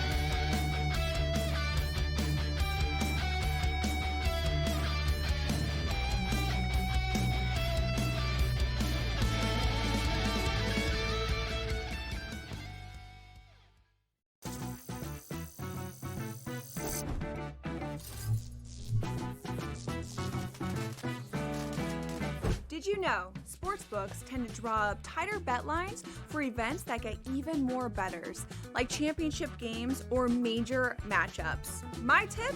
Try betting on less popular sports. You might have a better shot at beating those odds. Now, go get lucky. See you in Las Vegas. Let's get lucky. Chiefs Chargers in Brazil on Friday on YouTube. They're going to give everyone that game for free. They're so generous because the rest of the season they're going to fleece you for all your money. That's one, Scott. That division, to me, based on what's happened to the Chiefs the last couple seasons, that division, the AFC West, could be up for grabs here. I know Chiefs fans think I'm probably out of my mind. Pharrell, coast to coast, only on SportsGrid. I actually like the fact that they went 7 games against a quality opponent here and still had to face adversity even in a game number 7. How are we setting up this next series where they rested Minnesota Timberwolves team taking on OKC fresh from the fight here? They had an extremely, maybe it's just too short of a statement to say, easier pathway than people thought, particularly because of their size. The early line, only on SportsGrid. The game is on. The stakes are high, but the action isn't just on the field. He's rearranging that roof. Get it inside! SportsGrid's in-game live. Your ultimate second screen experience. A little flyer, couple 18.5-point live line. Every prop, every play, every day. Anything can happen. It's complete chaos. It's smarter to be on SportsGrid.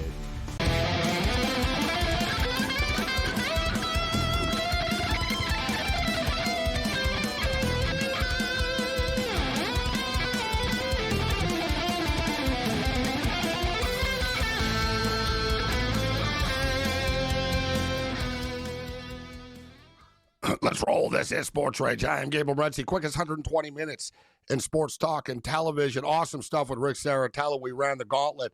Talked about the announcement about the flag football participation of the National Football League players. I've been talking about this basically for 3 years now. Since they initially announced, whenever they initially announced they were going to do it, everybody's always been a hater about it. Oh, no, they're not going to play, and it won't be the best players and this and that, and it will be. They spent a lot of money on this, and they see this as an end to, like, the world and the Olympics, essentially. Justin Jefferson was talking earlier today about it's always been his dream to win a gold medal. Like, I can't imagine, like, how this is going to play out and who's going to end up being on the team, but it's not all that far off, actually. All right, waiting for the steamroller to step up and in. We had Rick Saratella with us, good stuff talking football. A couple of notes I wanted to get to here. And this is something that's just mind-blowing. All right, so WNBA. Caitlin Clark obviously gets a lot of media attention, and we were talking about how I'm sick of hearing about Caitlin Clark and Angel Reese and from the racial aspect of it. But to put in context, like, how good Caitlin Clark actually is, this is absolutely insane. So most 20-point and 10 assist games in WNBA history. Courtney Vandersloot, 10 games. She played 430 games in the WNBA. Diana Taurasi, we all know Diana Taurasi, woman's legend. She played 565 games in the WNBA. She had 9 games with 20 points or more and 10 or more assists. Caitlin Clark has 9 in 41 games. Like, it took Courtney Vandersloot 430 games. Diana Taurasi, 565 games. It's taken Caitlin Clark 41 games. Amazing. This is like next level greatness. She's going to rewrite every record in the WNBA history books. They're probably still a year or two away from winning. You know, they are competitive, but we saw they lost actually tonight. But the game did go over the number. And speaking of overs, before we bring the steamroller in, because I know he likes to bet on Major League Baseball, the Chicago Cubs, this was the Cubs' 10th game with 10 or more runs. That's the Cubs' most games in their with 10 or more runs in their first 49 games since 1898. So the Cubs are doing something they have not done since 1898. It's pretty crazy. Like when you get into stats, you got to make sure it's like, is that 1998? No, 1898. They had 11 games where they scored 10 or more runs in their first 49 games of the season. This Cubs offense is a wagon right now. The steamroller, speaking of wagon, steps up and in. Scott Steen in the house. Good to see you, Scott. How you doing, my man? Good to see you guys. I'm doing well, man, even though I got cleaned out on that basketball game. Lots more to go. So, yeah, up and in. By the way, in 1898, were they even using gloves? Was that pre-gloves? I'm not dead serious, man. I think they were still bare hands. They had gloves, and I think it was even harder because, you know, the bats were pretty thin and stuff in those days, right? When it wasn't the same, like, type, no torpedo bats, man. No, I got to be honest with you, though. Like, I'm one of the people kind of that I like Babe Ruth a lot, actually. I respect the hell out of Babe Ruth. But at the same point in time, I kind of, you know, baseball Scott sort of started kind of like post Jackie Robinson. You know what I'm saying? Yeah. You know, Marichal, Clemente and stuff. Like, you know, it was all white guys earlier. Let's just be real. It was all white guys. You can't really, like, it's not the same. You know what I mean? A lot of guys named Lefty and Scooter and Rabbit and Pee-wee and all this other, you know, and everything else. You know, but like, you know what I'm saying? Like, it's just sort of, it is what it is, right? I mean, the league sort of changes. Not to discount this stuff, but you're right. Some of these records are pretty crazy. But with that being stated, the Cubs can't hit the baseball. They're one of the few teams in baseball that can hit the baseball. The Cubs. Yeah, they are really.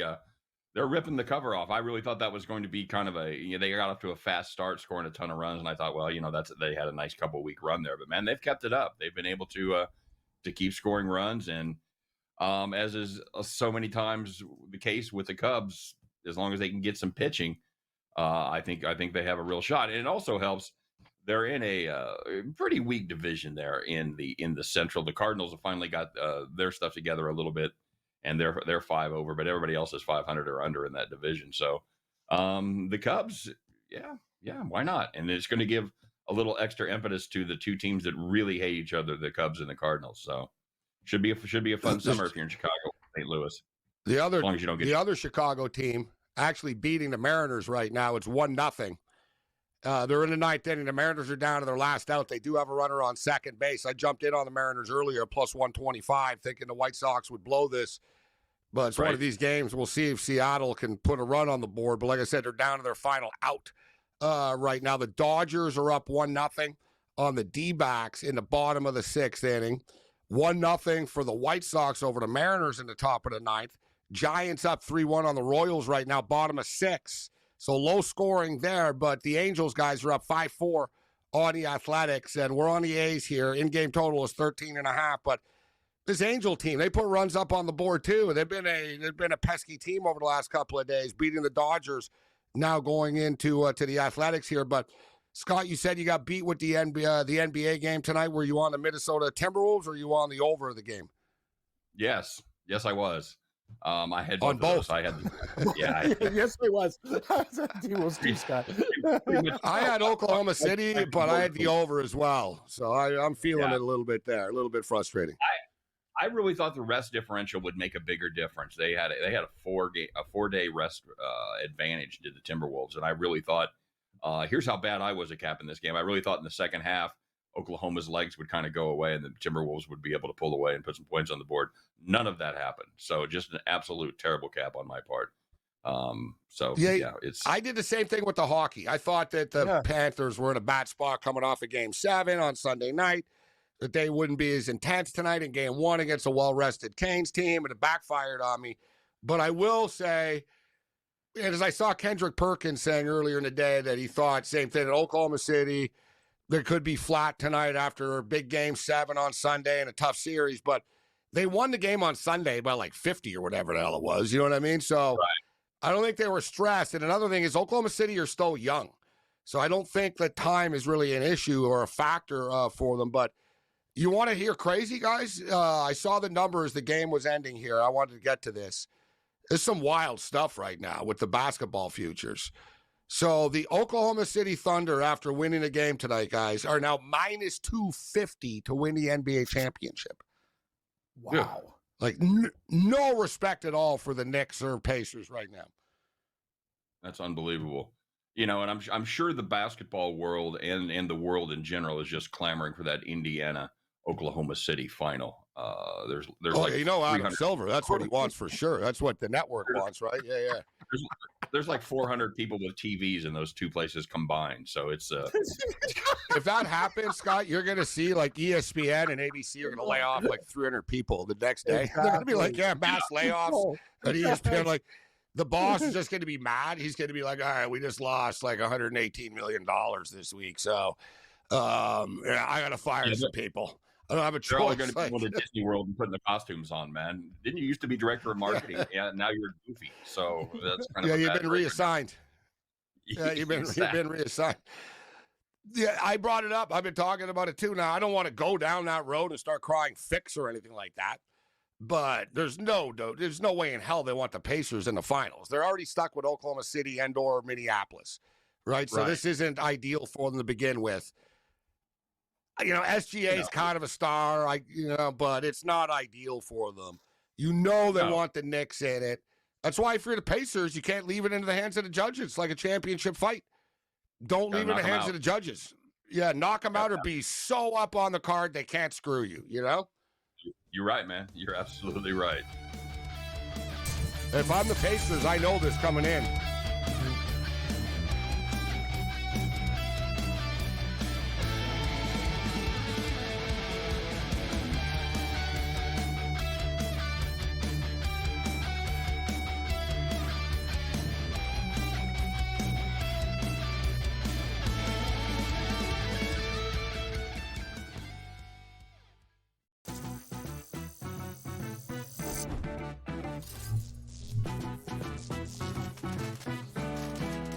Did you know sportsbooks tend to draw up tighter bet lines for events that get even more bettors, like championship games or major matchups? My tip, try betting on less popular sports. You might have a better shot at beating those odds. Now, go get lucky. See you in Las Vegas. Let's get lucky.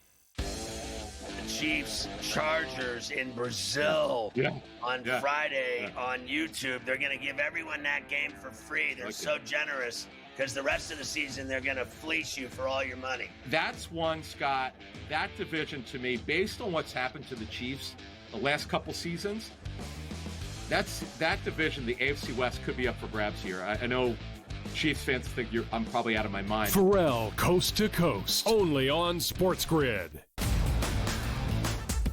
I actually like the fact that they went 7 games against a quality opponent here and still had to face adversity even in a game number 7.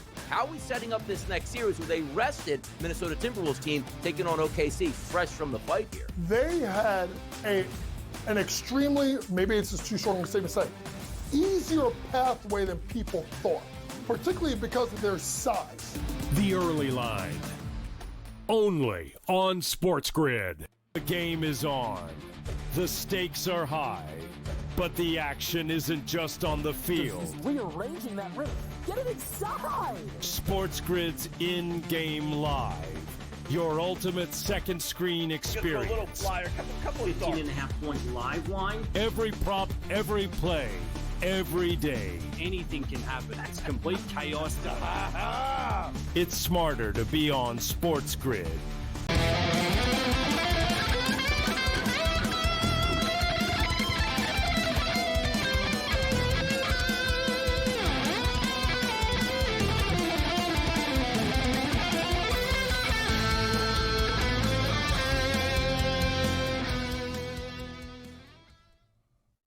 Now, I said this earlier. I am Gabriel Morency, SportsGrid Radio and Television Network, Sirius XM, channel 159. I said this earlier about the Oklahoma City Thunder, that I like this team, and I think they can win the championship. But my deal was always, like, I never really got why they should be favorites. But once again, like a man is going into the Gambling Hall of Fame, Mark Lawrence once famously wrote, always respect the odds maker.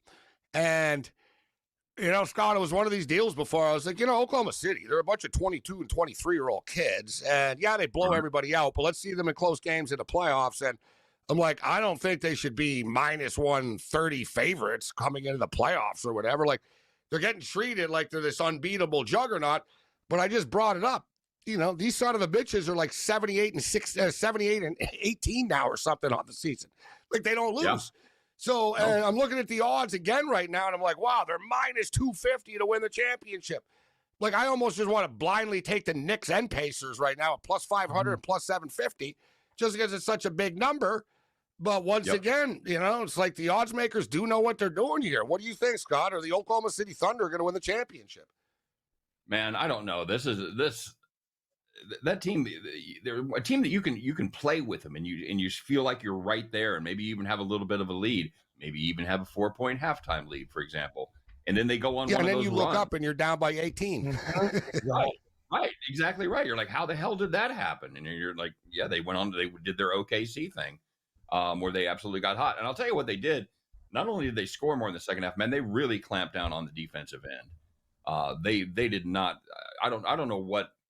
I don't know what they ended up shooting in the second half, the Timberwolves, from three, but they didn't make many.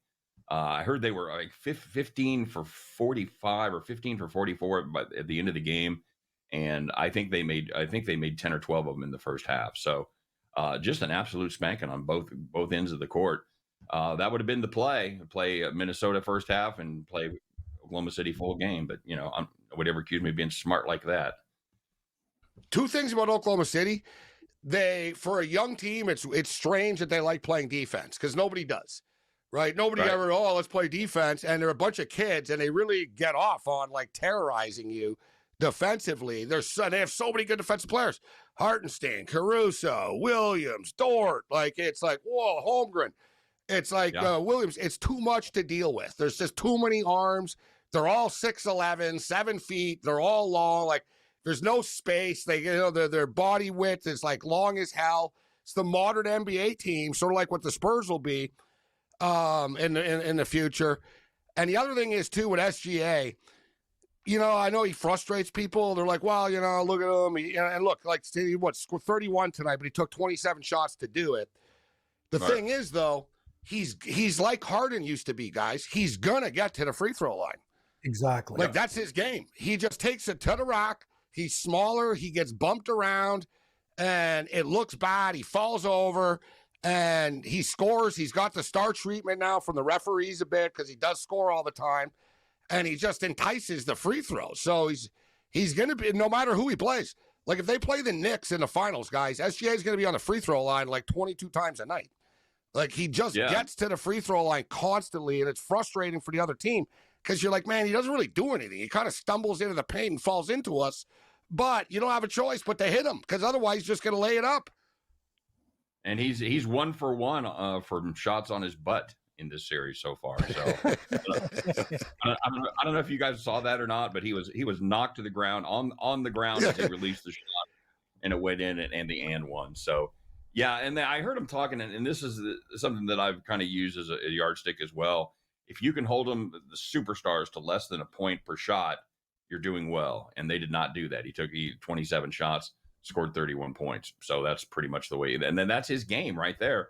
I had him as a premium play over 31.5 points in the last game. And he's a guy that's just going to be right there. He's going to be between 30 and 35 every game. Just mark it down and move on with your day. And then that way Gabe, he was only 11 at the half, right? And his total was like 27.5, 28, right? And then he gets there, because that's what you talked about. And I went on the show in game one, like, it seems a little bit like high right there, but he just gets there. You said it. Like, that's the whole thing. He gets to the line, and he's going to get over that number every single damn time.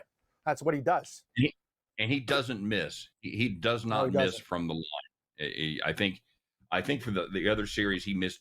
He was like 25 of 27 from the line, somewhere in that neighborhood. So, the thing with the Thunder, Scott, you talked about it, is like you need to be up like 18 on them. You know what I mean? Like, you know, I said it earlier. Like the T-Wolves were up by 6, and I said on the show, don't worry about it. Like Oklahoma City, they're about to go on a run, and they will. They don't panic. Like I thought, you know, the Denver series was a big learning lesson for them, like moving forward. But the Pacers and Knicks are both damn good basketball teams. It'll be a fun final. NBA ratings, be damned. But who do you like in the series, Scott, between the Pacers and the Knicks? You know, I was really impressed with the Pacers' ability to pretty much score at will from inside and outside. I think as long as this team stays healthy, I think it goes 7, but I think the Pacers get there. I think they steal one in New York, win both of them at home, and then get the others there in the Big Apple. So I'm gonna call it 4-3 for the Pacers. I was impressed with that team. I thought that Boston team, they looked beat. They looked beat even early in the series, and especially after Tatum went out, they looked like a team that didn't want to be there. That was the weirdest thing for a defending champion I've ever seen. They just looked like they didn't care anymore, and the Knicks took it to them. You know what I think is going to be a factor, guys, in the Knicks and the Pacers series as it goes on, is the fact that the Pacers actually play like 10 guys. Right? They do. Like the Pacers will roll out guys off the bench. They're almost interchangeable, actually. They have a lot of fouls to give. The Knicks do not. Right? Point blank. Right. Like this goes back, and I heard somebody compare the Pacers. I think it was Morris. It was Marcus. One of the Morris brothers said, you know, he goes, I played against the Pacers. I played against the Raptors. He goes, the Pacers remind me of the Raptor team that won the championship. He goes, they just have a bunch of like scrappy dudes. They're very big. And, one thing with the Raptors, a big advantage, guys, when they won, they had a bunch of fouls to give because they had Gasol and Ibaka. So they terrorized you, just like, we'll foul you. We don't care.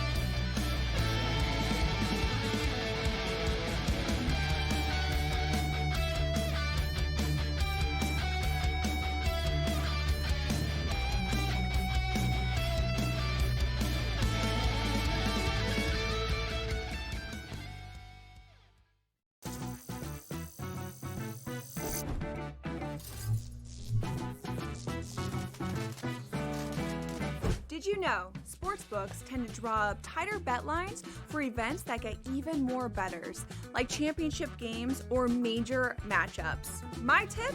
Try betting on less popular sports. You might have a better shot at beating those odds. Now, go get lucky. See you in Las Vegas. Let's get lucky. The Chiefs Chargers in Brazil on Friday on YouTube. They're going to give everyone that game for free. They're so generous because the rest of the season they're going to fleece you for all your money. That's one, Scott. That division to me, based on what's happened to the Chiefs the last couple seasons, that division, the AFC West, could be up for grabs here. I know Chiefs fans think I'm probably out of my mind. Pharrell, coast to coast, only on SportsGrid. I actually like the fact that they went 7 games against a quality opponent here and still had to face adversity even in a game number 7. How are we setting up this next series where they rested Minnesota Timberwolves team taking on OKC fresh from the fight here? They had an extremely, maybe it's just too short of a statement to say, easier pathway than people thought, particularly because of their size. The early line, only on SportsGrid. The game is on. The stakes are high, but the action isn't just on the field. He's rearranging that roof. Get it inside! SportsGrid's in-game live. Your ultimate second screen experience. A little flyer, couple of 18.5-point live line. Every prop, every play, every day. Anything can happen. That's complete chaos. It's smarter to be on SportsGrid.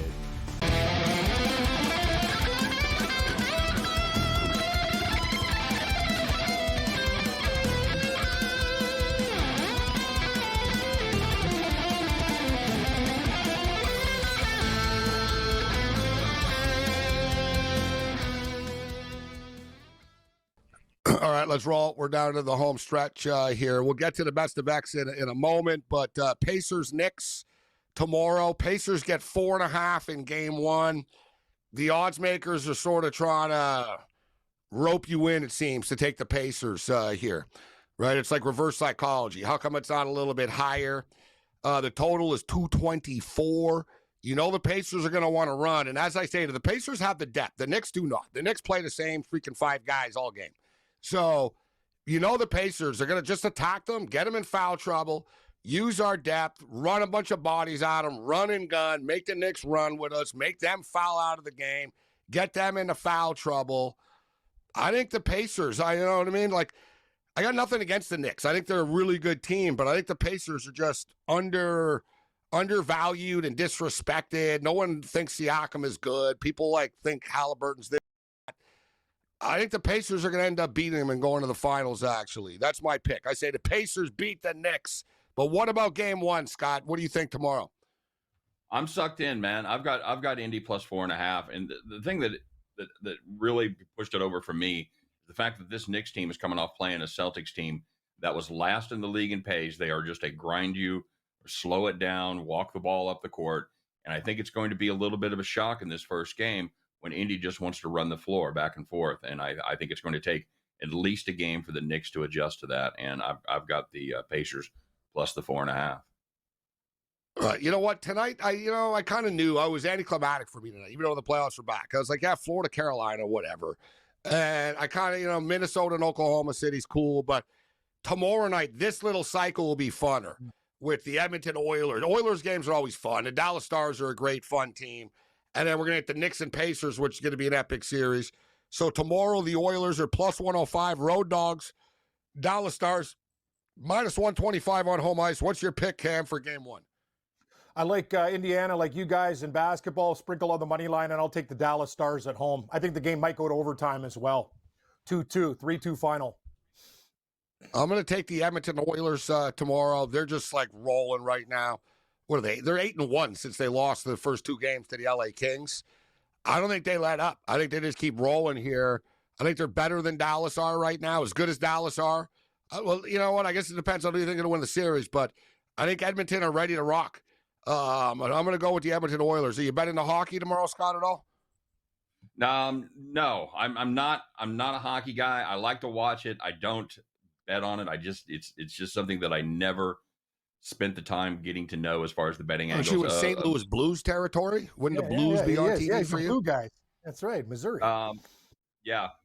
We got the Blues here. It's about 250 miles to St. Louis, so it's not a bad shot. And I have about once a year I'll go see a Blues game, and I enjoy it. It's a lot of fun. I just don't know enough. I didn't grow up with it like I did with baseball, like I did with football, like I did with basketball, and I feel like I just started too far behind the curve. So that's my excuse. That's the thing with hockey. Yeah. If it's hard to jump in after, unless you grew up following the puck and the whole the rules. It's not an easy sport to explain to people. Either sitting there, you know what I mean? Football is move the ball here, they cross the line. It is complicated for people to jump in. All right, so unfortunately, George went. Can we go to the best of X here if we can, Matt George? He's a case. Greg Frank tonight.